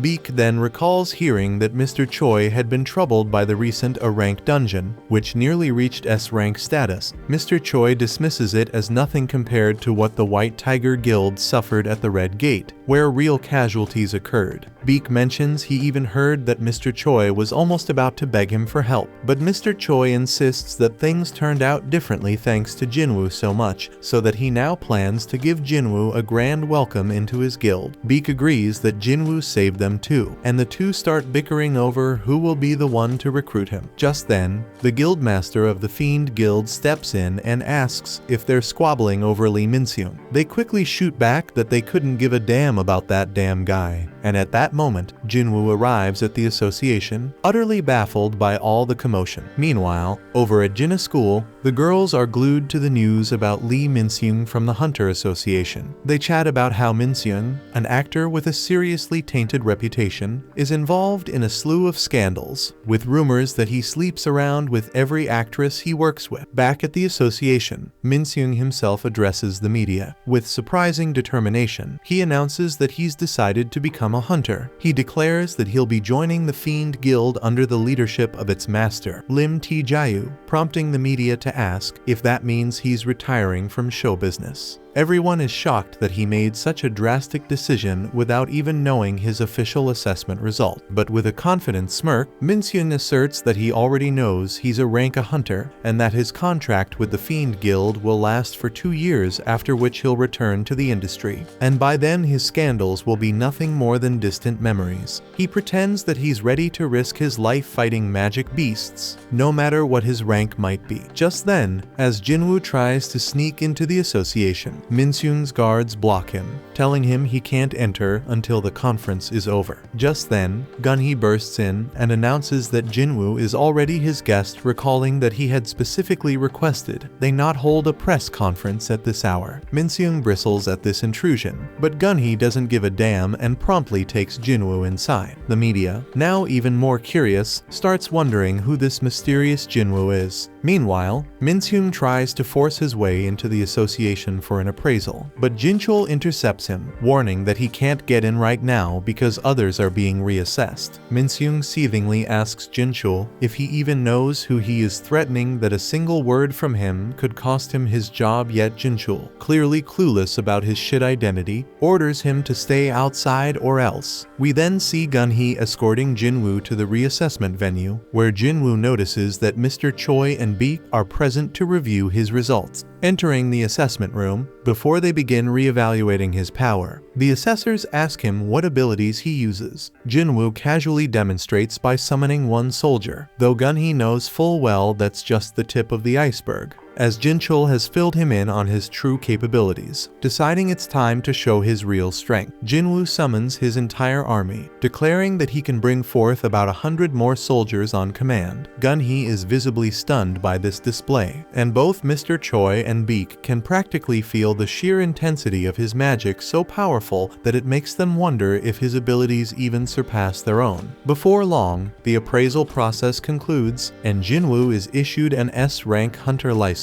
He thinks to himself that with this new status, no one will ever suspect him if he sells the Sphere of Avaricious, using the money to get properly equipped. With renewed determination, he decides that his next target will be the demon castle, and Gun-hee eagerly looks forward to seeing what he can accomplish. We then see Jin-Woo leaving the association, with Mr. Choi and Beak waiting eagerly to talk to him about recruiting him, but he simply walks right past them, insisting he has other pressing matters to attend to. Just as he opens the door to the association, he's ambushed by flashing cameras, the media snapping pictures of him. Song-yi, astonished to see his face on the news, shows the photos to Jinna, who is equally shocked to discover that her brother has become an S-rank hunter. All of Jin-Woo's associates catch wind of the news. Some can't believe their eyes, while others had long suspected it was only a matter of time. Back at the association, the media have shifted their focus away from Min-seung and are now bombarding Jin-Woo with questions. Meanwhile, Leo confides in his father that he was unable to convince Jin-Woo to join his guild. He recalls that Jin-Woo flatly rejected his offer, insisting that he has a personal mission to complete on his own. Jin-Woo explained that joining any organization at this point would only slow down his progress. He must grow stronger independently, and then he asks Leo to come with him instead. Back to the present, Leo pleaded with his father to let him follow Jin-Woo. In response, his father scolds him for what he sees as an extremely selfish decision. He reminds Leo that he had originally entrusted this project to his own brother, only to change plans at Leo's insistence. And now Leo seems intent on abandoning everything without achieving a single milestone. He challenges Leo, asking if he believes that is fair, prompting Leo to recall his experiences with Jin-Woo and resolve with determination that he must go with Jin-Woo, no matter what. At the same time, staff at the association are busy keeping the press at bay, preventing them from crowding around Jin-Woo. Beak offers to escort Jin-Woo home, arguing that dealing with the media would be too draining, but Jin-Woo insists there's no need. With remarkable speed, he slips past the reporters while covering his face. Mr. Choi is stunned by how physically strong Jin-Woo has become despite his magical background, and Beak can hardly follow his movements with his own eyes, so he wonders if Jin-Woo has grown even more powerful since they last saw him.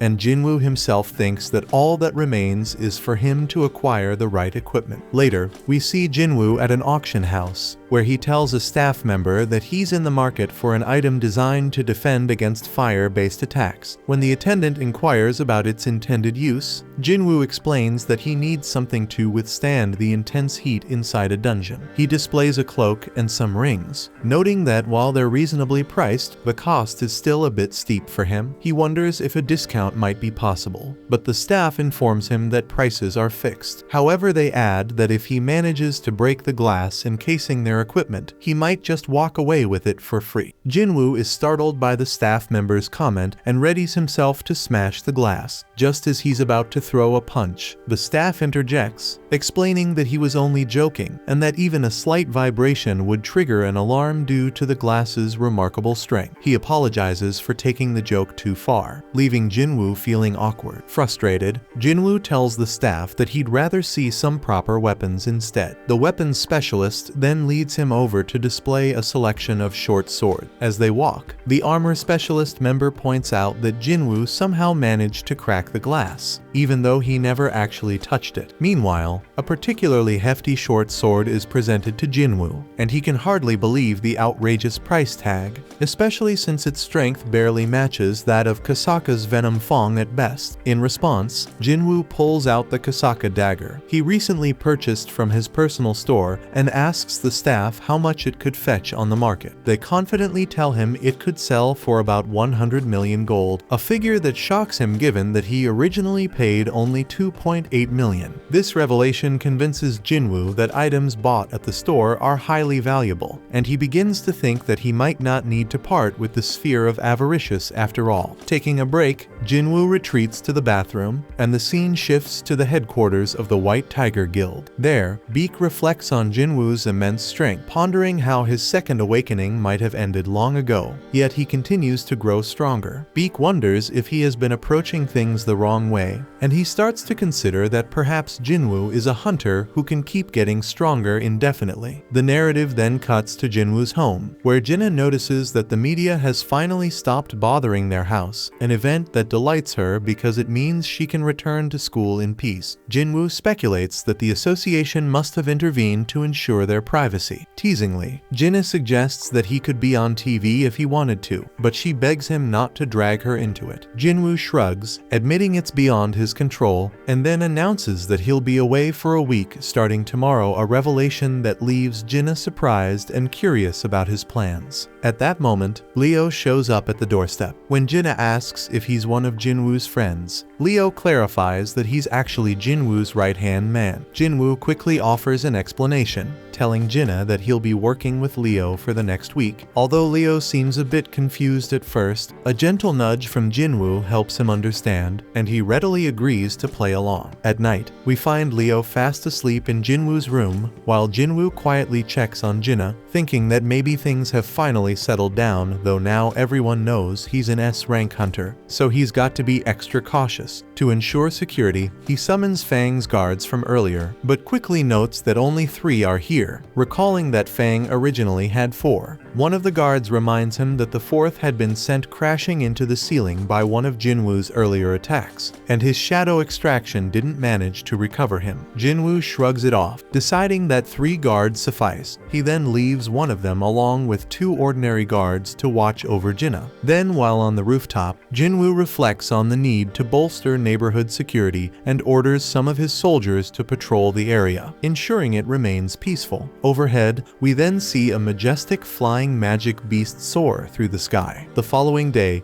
Jin-Woo and Leo are seen driving together. Leo thanks Jin-Woo for letting him stay over, and Jin-Woo reassures him that there's no need to worry about him running away from his house. Leo then inquires about Jin-Woo's business at Daesung Tower. Jin-Woo reveals that he's scheduled to train for an entire week there. Much to Leo's surprise, after all, he's already an S-rank hunter. Jin-Woo simply replies that he still believes in the pursuit of greater strength, a sentiment that doesn't surprise Leo all that much. Later, inside the imposing demon tower, Jin-Woo, adorned in his water-based ring and wind robe, embarks on his latest conquest. He receives a quest to slay the demon monarch baron residing on the top floor, with a reward promising a rune stone for the Shadow Exchange ability plus 30 ability point. Fired up by the challenge and the rewards on offer, he teleports to the 76th floor. In another scene, Leo's mother is seen in conversation with his father, astonished that their son has left home. While his father appears nonchalant, he suddenly collapses. Back at the demon castle, Jin-Woo is locked in combat with a formidable boss-level monster. In the heat of battle, he summons Fong and hands it the Sphere of Avaricious. Fong retaliates by unleashing a powerful fire spell that reduces the monster to ashes. Impressed by the display, Jin-Woo resolves to carefully consider when best to deploy Fong's abilities in the future. Later, we see Leo's father awake in the hospital, learning that Leo has come to visit him. His wife confesses that she lied about his collapse being due to overwork to Leo, and they recall the doctor's grim explanation. He has contracted the so-called eternal slumber disease, a condition where one is overwhelmed by sleepiness until they eventually falls into an unending slumber. Leo's father kept wondering why he had contracted this awful disease, and the doctor explained that people with low resistance to magic are especially prone to it if they're exposed for too long. The doctor even asked if any of his friends or relatives were hunters, which made both him and his wife think about their own son Leo. But the doctor admitted that the exact cause was still unconfirmed. Frustrated, Leo's father then began to wonder if perhaps he had been completely eliminated by this harsh world. Meanwhile, at the country's border, a squad of hunters was patrolling the area when they encountered that flying magic beast we saw earlier. They stopped in their tracks, all scratching their heads and wondering what the hell is that. Back in the demon castle, Jin-Woo has leveled up after his recent battles. He explains that he's reorganized his soldiers into 6 separate teams, each operating on its own with 2 simple orders. First, to eliminate every visible enemy, and second, to alert him as soon as they find the permit. He admits that this strategy means he won't be able to grab any loot aside from the permit, but it's a more efficient plan overall. However, his progress has slowed considerably since he hit the 80th floor. As he ponders what might be causing the delay, he suddenly notices a drastic drop in his MP. It turns out that someone has been continuously wiping out his soldiers, specifically targeting his team A. Jin-Woo is shocked that an enemy here could defeat a team of his high high-level orcs. So he calls his team back and heads out personally to investigate. Arriving on the scene, he finds that Team B has also taken a hit, and he figures that the enemy must be seriously formidable, but something doesn't add up. He points out that Fang's team was much closer to Team A, yet the enemy chose to target the more distant Team B. It dawns on him that this adversary must have known that Fang was too powerful to tackle, and so deliberately chose weaker opponents instead.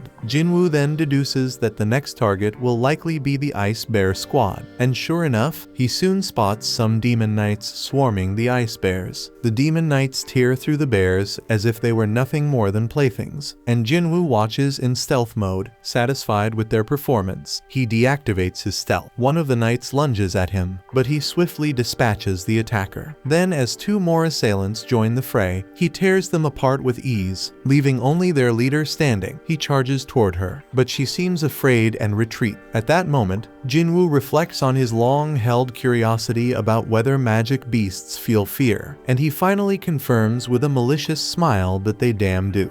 Then, as the fray intensifies, he engages the enemy leader in a brutal confrontation, nearly delivering a fatal blow, until in an unforeseen turn, she concedes before he can strike the final blow.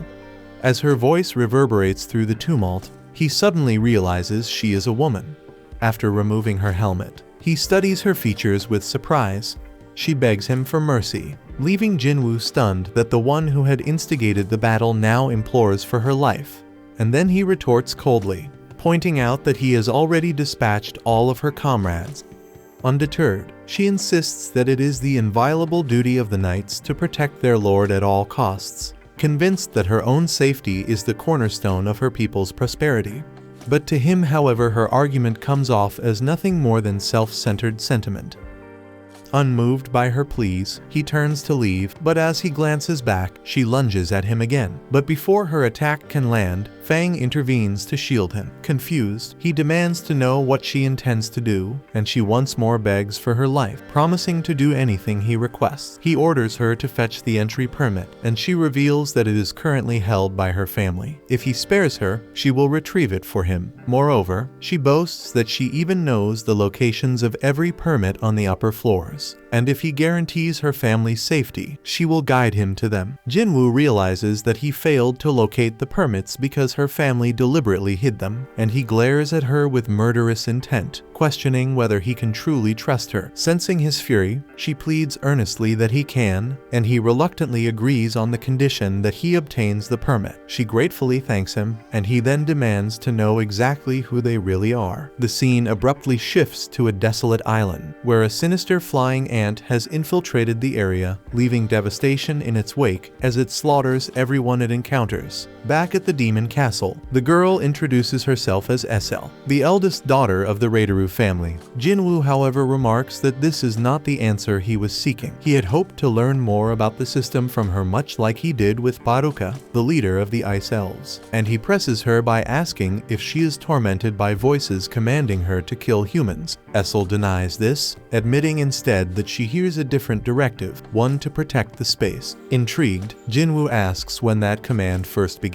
She confesses that it all began the moment she arrived here, and when Jin-Woo presses her about where she was before, she replies that she was in the demon realm, and that everyone only ended up here once they regained their senses. Intrigued, he wonders aloud what they were doing in the demon realm. Suddenly, something odd happens. She starts acting robotic, her voice flat as she explains that they were preparing for war. When he asks who they were gearing up to fight, she reveals that it was against a formidable enemy, so powerful that the demons had to band together to stand a chance, and they were on the verge of fighting that formidable enemy. But just as she begins to elaborate further, an error message suddenly issues from her mouth, announcing that the details are classified and that the conversation is now blocked. Before he can press for more, she faints, and Jin-Woo quickly catches her, realizing that he can no longer ask for any additional information. The scene then shifts to a meeting at the Hunter Association. Officials review photos from the recent flying ant attack on the Japanese outlying islands, and Jinchul reports that the assault caused a total of 294 casualties, with 108 hunters engaged in battle. Among the fallen were 4 E-rank hunters, 1 C-rank, and 1 B-rank hunter. Gunhee is astounded that a single monster could inflict so much damage, and Jinchul adds that the creature was eventually put down by an A-rank hunter who arrived on the scene. Gunhee deduces that the winged ants must possess a rank strength, a fact confirmed by Jinchul, who cites findings from the investigation department after dissecting the monster. Gunhee then points out that the island attacked lies just 120 kilometers from Jeju Island, warning that if those ants develop even stronger flight capabilities, they could easily reach the southern tip of their nation. He immediately calls for assistance from Japan and urges that neighboring countries be alerted. He laments that the inevitable threat is upon them now. He wanted to strike first to prevent casualties, but it appears he was too late. Determined, he declares that the 4th raid mission of Jeju Island is now underway. Back in the demon castle, Essel apologizes to Jin-Woo for suddenly fainting. He gently asks if she's alright, and she assures him that she's fine, even wondering if he had been worried. He admits that he was indeed concerned, then inquires if her home is nearby. Essel gestures toward a house straight ahead, and they proceed inside. Once there, her father is taken aback by the unexpected visitor and wonders if she hadn't noticed the countless troops silently looming in his shadow. Jin-Woo notes with appreciation that her father is quite perceptive, but soon enough Essel's father's forces close in around him, declaring that they won't let him leave alive. Essel intervenes, pleading with her father to stand down, while Jin-Woo calmly reminds her father that he promised Essel not to harm anyone as long as he receives the permit. Having heard that Jin-Woo had defeated both Vulcan and Metis, her father is convinced that Jin-Woo isn't an opponent they can defeat. Reluctantly, he hands over the permit, ordering Jin-Woo to leave. Then, with unexpected boldness, Jin-Woo asks if he might borrow her daughter as well. Startled, her father demands an explanation, so Jin-Woo explains that Essel had earlier mentioned she knew the locations of the permits on every floor. Her father then asks whether Jin-Woo can guarantee his daughter's safety, to which he promises he can. Satisfied, her father permits the arrangement, prompting Jin-Woo to ask Essel to guide him. Elsewhere, we see scientists are busy dissecting the flying ant, examining every detail with intense scrutiny. Back at the castle, Jin-Woo continues his steady ascent through the floors, and soon he finds himself on the 89th floor. There he observes that both Igris and Tank have leveled up, one now holding the title of Elite Knight, while the other is just a knight. He muses that one of them now rivals the strength of an S-ranked adventurer, while the other is comparable to a rank A adventurer. Meanwhile, Essel has prepared an array of gifts for the nobles on the floors above, intending to negotiate permits through these offerings, but Jin-Woo dismisses the need for such bribes. Essel then warns him that the floors above level 90 are managed by high-ranking nobles on a completely different level from the low-level shits he's been fighting, so obtaining permits by mere conversation will be extremely difficult. Jin-Woo agrees, remarking bluntly that no one bothers to talk to someone they consider weak. He recalls that her family is locked in fierce competition with other demon nobles and promises that he will elevate her family to become the most powerful in this realm. Essel then asks him why he spared her family, and Jin-Woo replies bluntly that it's because he likes her leaving her blushing and embarrassed. Jin-Woo muses that he really does get along with simple-minded folks like her and Jinho, so he tells Essel to head back home now. He reminds her that she just warned him things would get tough from here on out, and he doesn't want to drag her into danger. But before she leaves, he asks her to disclose the locations of the permit. Nervously, she wonders if she's useless to him, but he reassures her that isn't the case. In fact, he believes it wouldn't be safe for her to go ahead with him. Still determined to follow him and witness his achievements, she insists on coming along, so he agrees, and together they ascend to the 90th floor. There Jin-Woo battles the monsters advancing ahead, and he realizes that Essel was right. Both the strength and the sheer number of monsters in this area far exceed those on the lower levels. Nonetheless, he manages to push forward with little difficulty until he finally reaches the 97th floor. The scene then shifts to the Hunter Guild, where we learn that both Mr. Choi and Cha-hee have received a call for the 4th raid on Jeju Island. Mr. Choi reveals that all the S-rank hunters in the country have been mobilized, and Cha-hee wonders if this means Jin-Woo will be involved as well. He then informs her that they will be cooperating with Japan this time, since the flying ants have also been threatening that region. Cha-hee asks when the raid will commence, but no exact time has been decided yet, though he believes it will start soon because the hunters from Japan's ultra-large guild are scheduled to arrive in their nation later today to discuss the situation. Meanwhile, we see Jin-Woo on the 100th floor of the demon castle, where he spots a wyvern circling overhead. The creature lands, and riding it is none other than the demon lord, Baron. Jin-Woo is struck by the overwhelming aura emanating from Baron and wonders if he has any chance of defeating him. Essel freezes in fear at the sight of the demon monarch, and Jin-Woo realizes he must bring Baron down from his ride first because fighting an opponent in the air would be far too challenging. Baron then soars upward, summoning demons to attack Jin-Woo. Essel panics, unsure of what to do, and Jin-Woo quickly summons his army, now enhanced by his monarch's domain. Together they engage the summoned demons, wiping them out with ease, which leaves Essel in awe of Jin-Woo's power. Still, she remains uncertain whether he can ultimately prevail against Baron, as he is merely an invader, and she wonders whose side she should ultimately choose. Baron then unleashes a torrent of lightning that cascades from the sky in a devastating area of effect attack, decimating Jin-Woo's soldiers and sapping a large portion of his mana. Essel nearly gets caught in the storm, but Jin-Woo quickly shields her. He realizes that this isn't ordinary lightning. It's a wide-range assault with a stunning effect. Though he knows his soldiers can be revived, repeated hits like this will rapidly sap his MP. Determined to act before his resources are completely depleted, he activates his dash and stealth skills to charge at Baron and target his wyvern. However, Baron effortlessly blocks his attack, and Jin-Woo is taken aback that his stealth detection was penetrated. Baron then hurls Jin-Woo forcefully to the ground and attacks with a homing lightning breath. Jin-Woo dodges the attack, but it is intercepted by Fang, who saves him at the last second. Just then, Igris steps in and slices off the wyvern's head, bringing Baron crashing to the ground. Jin-Woo breathes a sigh of relief, glad that the demon lord has been forced to the ground because he was growing weary of constantly looking skyward. The scene then shifts to the Hunter Association, where a meeting is underway with Goto Ruji, the guild master of the Draw Sword Guild, accompanied by his interpreter Hankawa. Gunhee explains that the Draw Sword Guild is one of the largest in Japan, boasting 11 rank hunters and standing as the second largest guild in Asia. He comments that Goto exudes an inspiring aura and truly lives up to his legendary reputation. Hankawa then thanks the association for accepting their proposal to form a joint assault team. Gunhee, not wanting any fuss, tells her not to mention it further. After all, they were the ones who first requested support. Hankawa then explains that their research, based on information gathered and the dissection of the winged ants, has revealed two critical points for the mission. First, the flying ants grow rapidly after hatching, but have a lifespan of only 1 year, meaning that if the queen is killed, the rest will perish within a year. The second key finding concerns the ants' behavior. Based on records from 3 previous raid missions, the researchers discovered that the ants are strongly attracted to potent magic power. Hankawa remarks that this trait will be crucial in devising a strategy for the upcoming mission, and Gunhee agrees, noting that they've analyzed the ants' movements with remarkable thoroughness. Hankawa then translates for Goto, explaining that their guild plans to send 10 out of their 11th rank hunters, all tasked with luring out the ants, while the Korean hunters are slated to eliminate the queen ant. Jinchul then expresses some reservations, pointing out that this strategy might force the Japanese hunters to face thousands of ants head-on. Goto, however, is unfazed since his hunters will merely act as bait rather than engage in full combat, and their AI simulation confirms that this is the optimum plan, and Gunhee agrees to the plan. Back in the demon castle, Jin-Woo's army continues its fierce battle against the demons, and Jin-Woo himself fights relentlessly. He barely finds time to gulp down a mana potion before he notices his MP rapidly depleting. We then see Igris, Iron, and Fang locked in combat with Baron, who seems to effortlessly block all incoming attacks, including Jin-Woo's own strike, and in a brutal moment, Baron seizes Jin-Woo by the head, poised to finish him off. Yet Igris intervenes, intercepting Baron's sword, and Jin-Woo takes advantage, slashing one of Baron's hands while Igris stabs the other, and Jin-Woo's shadow army holds the demon down. In retaliation, Baron unleashes another lightning breath that wipes out a large portion of Jin-Woo's forces, leaving him alarmed as his MP reaches critical lows. Undeterred, Baron summons his blades and engages Jin-Woo in a rapid exchange of blows. The high-speed duel sees Baron gradually overpowering Jin-Woo, and he even manages to disarm him. As Baron attempts to deliver a finishing lightning breath, Jin-Woo holds down his arms. Just then, Baron lunges again with his lightning breath, but in a sudden twist Essel throws her blade to divert his focus. Seizing the opportunity, Jin-Woo channels the power of his ruler's hand, and with a display of raw strength, he rips off Baron's arms. Not willing to give up, Baron tries once more to release a lightning breath, but Jin-Woo counters with a devastating uppercut that blasts the demon's head from his body, defeating him once and for all. Jin-Woo then collects Baron's soul, thus completing his soul collection quest, and he instructs Essel to inform her father that the Reiteru family is destined to rise to the top of the ranks in this tower from now on.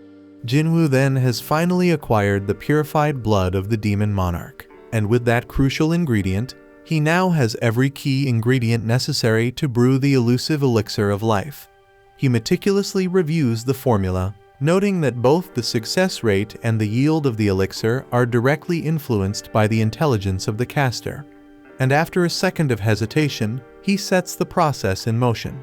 And when the formation is complete, he finds that he has produced 6 bottles of the elixir, and each bottle must be consumed in its entirety to release its full miraculous benefits.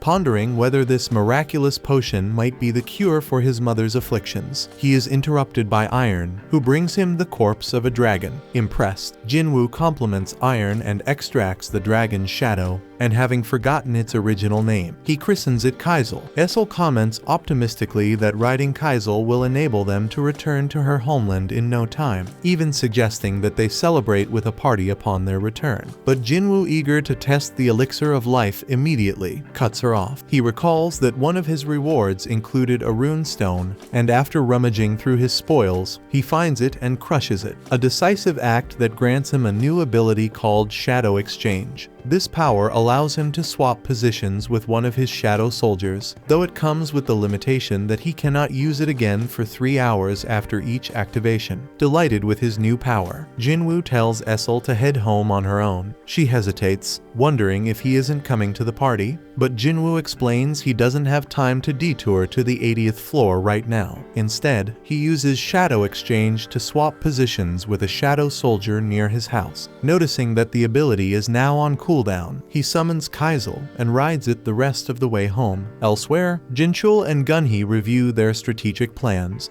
Gunhee outlines that they intend to use the hunter's combined magic power as bait to lure out the flying ants. Following that, they will deploy special interference waves designed to disrupt the ants' sensory communication. Seizing this window of opportunity, the special forces are set to infiltrate the nest and eliminate the queen. Jinchul remarks that the crucial challenge now is whether the interference waves will work as planned, and although Gunhee shares some of his unease, he remains confident that the investigation's findings are solid and align with their conclusions. He reassures everyone that they also have a contingency plan in case the waves fail, so for now, they should focus on thoroughly preparing a team of hunters to head to the island. Shifting the topic, Gunhee asks Jinchul if he's managed to contact Hunter Jin-Woo yet, but Jinchul admits that his attempts have yielded no response so far. The scene then shifts to Beak enjoying a drink with Byung-gu. Byung-gu then cracks a lousy joke that barely elicits a chuckle from Beak. Beak then explains that Byung-gu is an S-rank healer who retired at a young age, a rarity among hunters who usually suffer permanent injuries. Despite his retirement, Byung-gu remains one of Beak's best friends and an eccentric character at heart. Byung-gu then inquires if Beak is truly headed to that island again, and Beak confirms that he is. Byung-gu reminds him of the tragic fate of Yoonseok, and Beak says that is why he is going, because if those ants are allowed to run rampant, they will eventually turn the entire country into their nest. Byung-gu is surprised to hear Beak speak with such patriotic fervor. Undeterred,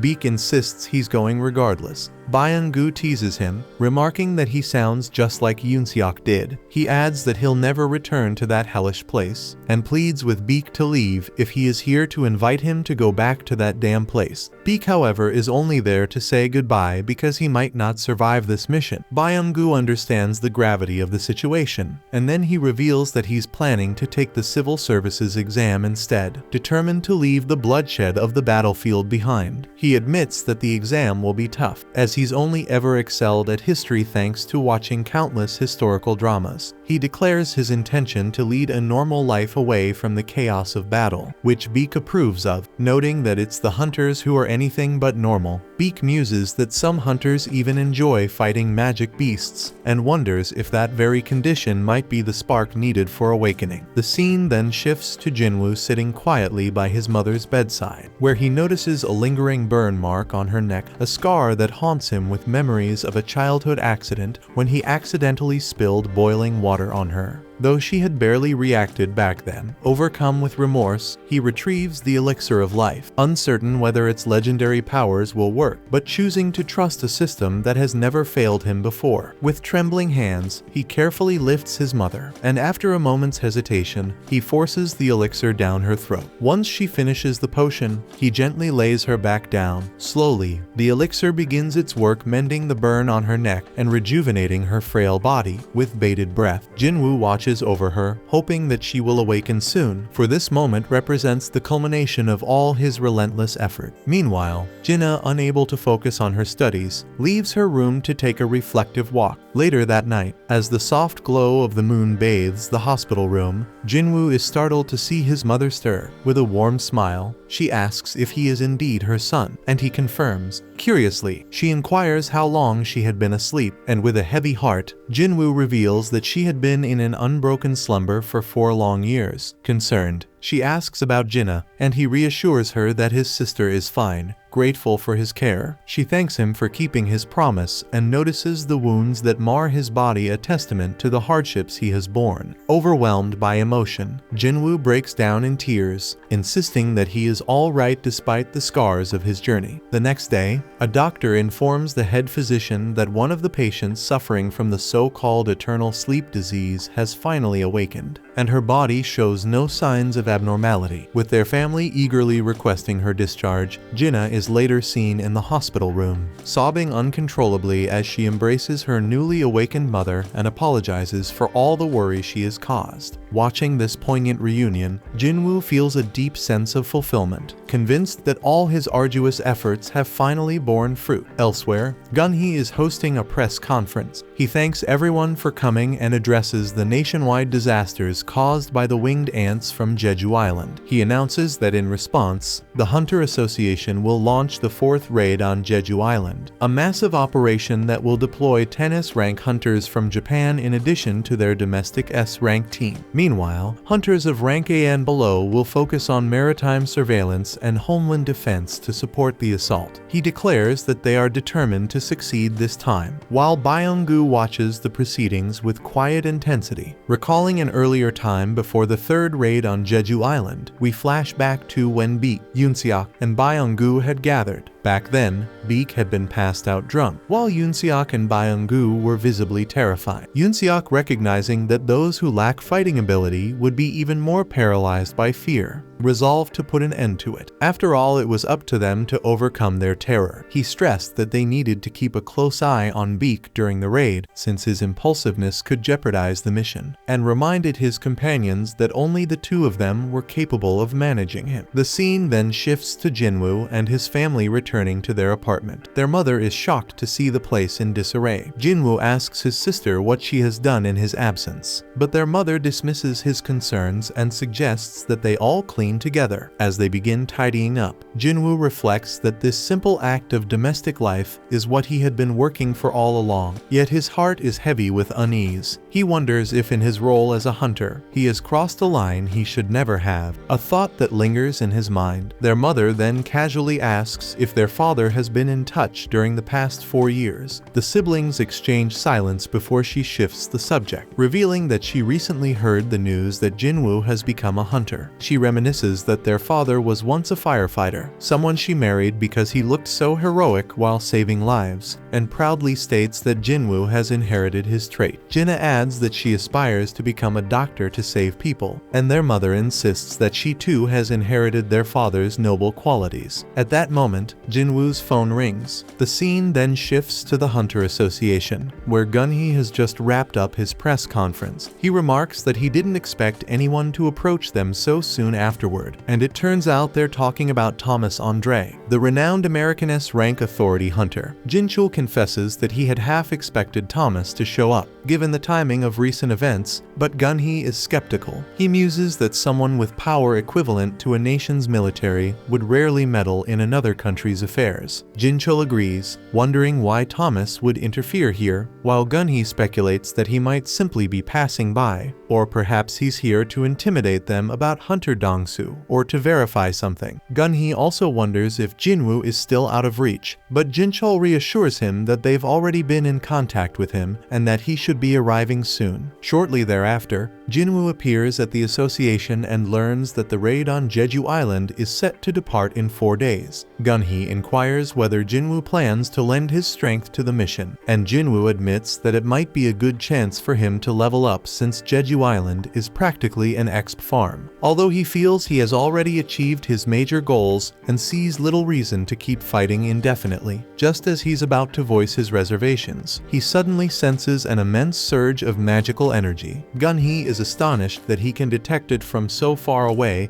and reveals that some of the S-rank hunters are currently warming up in the gymnasium, inviting Jin-Woo to take a look if he wishes. Meanwhile, in the training hall, Bleak is seen sparring with an opponent who manages to swiftly take him down, advising him to focus on building up his lower body. Refusing to give up, Bleak fights on, though Jin-Woo is surprised to witness that Bleak is struggling under the pressure. Mr. Choi soon appears and explains that if Bleak were to go all out, Hunter Ma would be no match for him, but he then introduces Bleak's opponent as Ma Dong-wook from the Fame Guild. Curious as to why Bleak isn't unleashing his full strength against such a capable foe, Mr. Choi reveals that Bleak prefers to hold back in front of a crowd. When he fights at full power, he transforms into something monstrous. Jin-Woo can't help but think that the rumors about Bleak being a transformation-type hunter might actually be true. And just then, hunters from Japan arrive on the scene. Their guild master Goto then spots Jin-Woo in the stands and inquires about his identity. Hankawa quickly identifies him as Jin-Woo, a recently promoted S-rank hunter. Initially, Goto is under the impression that Jin-Woo might be a skilled assassin, but Hankawa clarifies that he is in fact a mage. Meanwhile, Cha-hee and Lim notice Jin-Woo's presence, while Bleak and Ma continue their heated bout. Watching the ongoing fights, Hankawa grows increasingly disappointed with the level of strength displayed by the local hunters, remarking that they don't even resemble true S-rank fighters, perhaps a consequence of her constant exposure to Goto's battles. Not long after, Mr. Park Jong-soo, the guild master of the Knights Guild, overhears their comments. Although he struggles to understand the Japanese banter, he catches enough to feel insulted by their disparaging remarks. Hankawa casually mentions she's never even heard of Mr. Park, to which they suggest that might be because he's only an A-rank hunter rather than an S-rank. Still, they remind everyone that his guild remains among the top 5. Cha-hee and Lim step in to prevent further squabbling, but Mr. Park is unwilling to let their comments go unchallenged. Seizing the moment, Goto proposes a friendly sparring match to test the prowess of Korean hunters, insisting that only S-rank fighters should participate, with the rules to be decided collectively. Gun-hee approves of the idea and emphasizes that mages should sit this one out, as their strength is notoriously difficult to gauge in combat. He also insists that only combat-oriented hunters join, dismissing the less battle-hardened ones. Bleak then lays out the rules. Any participant who gets grabbed at the wrist, touched on the back, or forced to the ground will be deemed defeated, and rather than a one-on-one duel, the The match is designed as a battle royale to mirror the chaos expected on the island. With the terms set, Go-To nods in agreement, and the event is set to proceed. It is soon revealed that from the Korean side, the competitors will be Chahi, Lim, Ma, and Beak, while from Japan, the fighters are Tawada, Kumamoto, Hoshino, and Tanaka.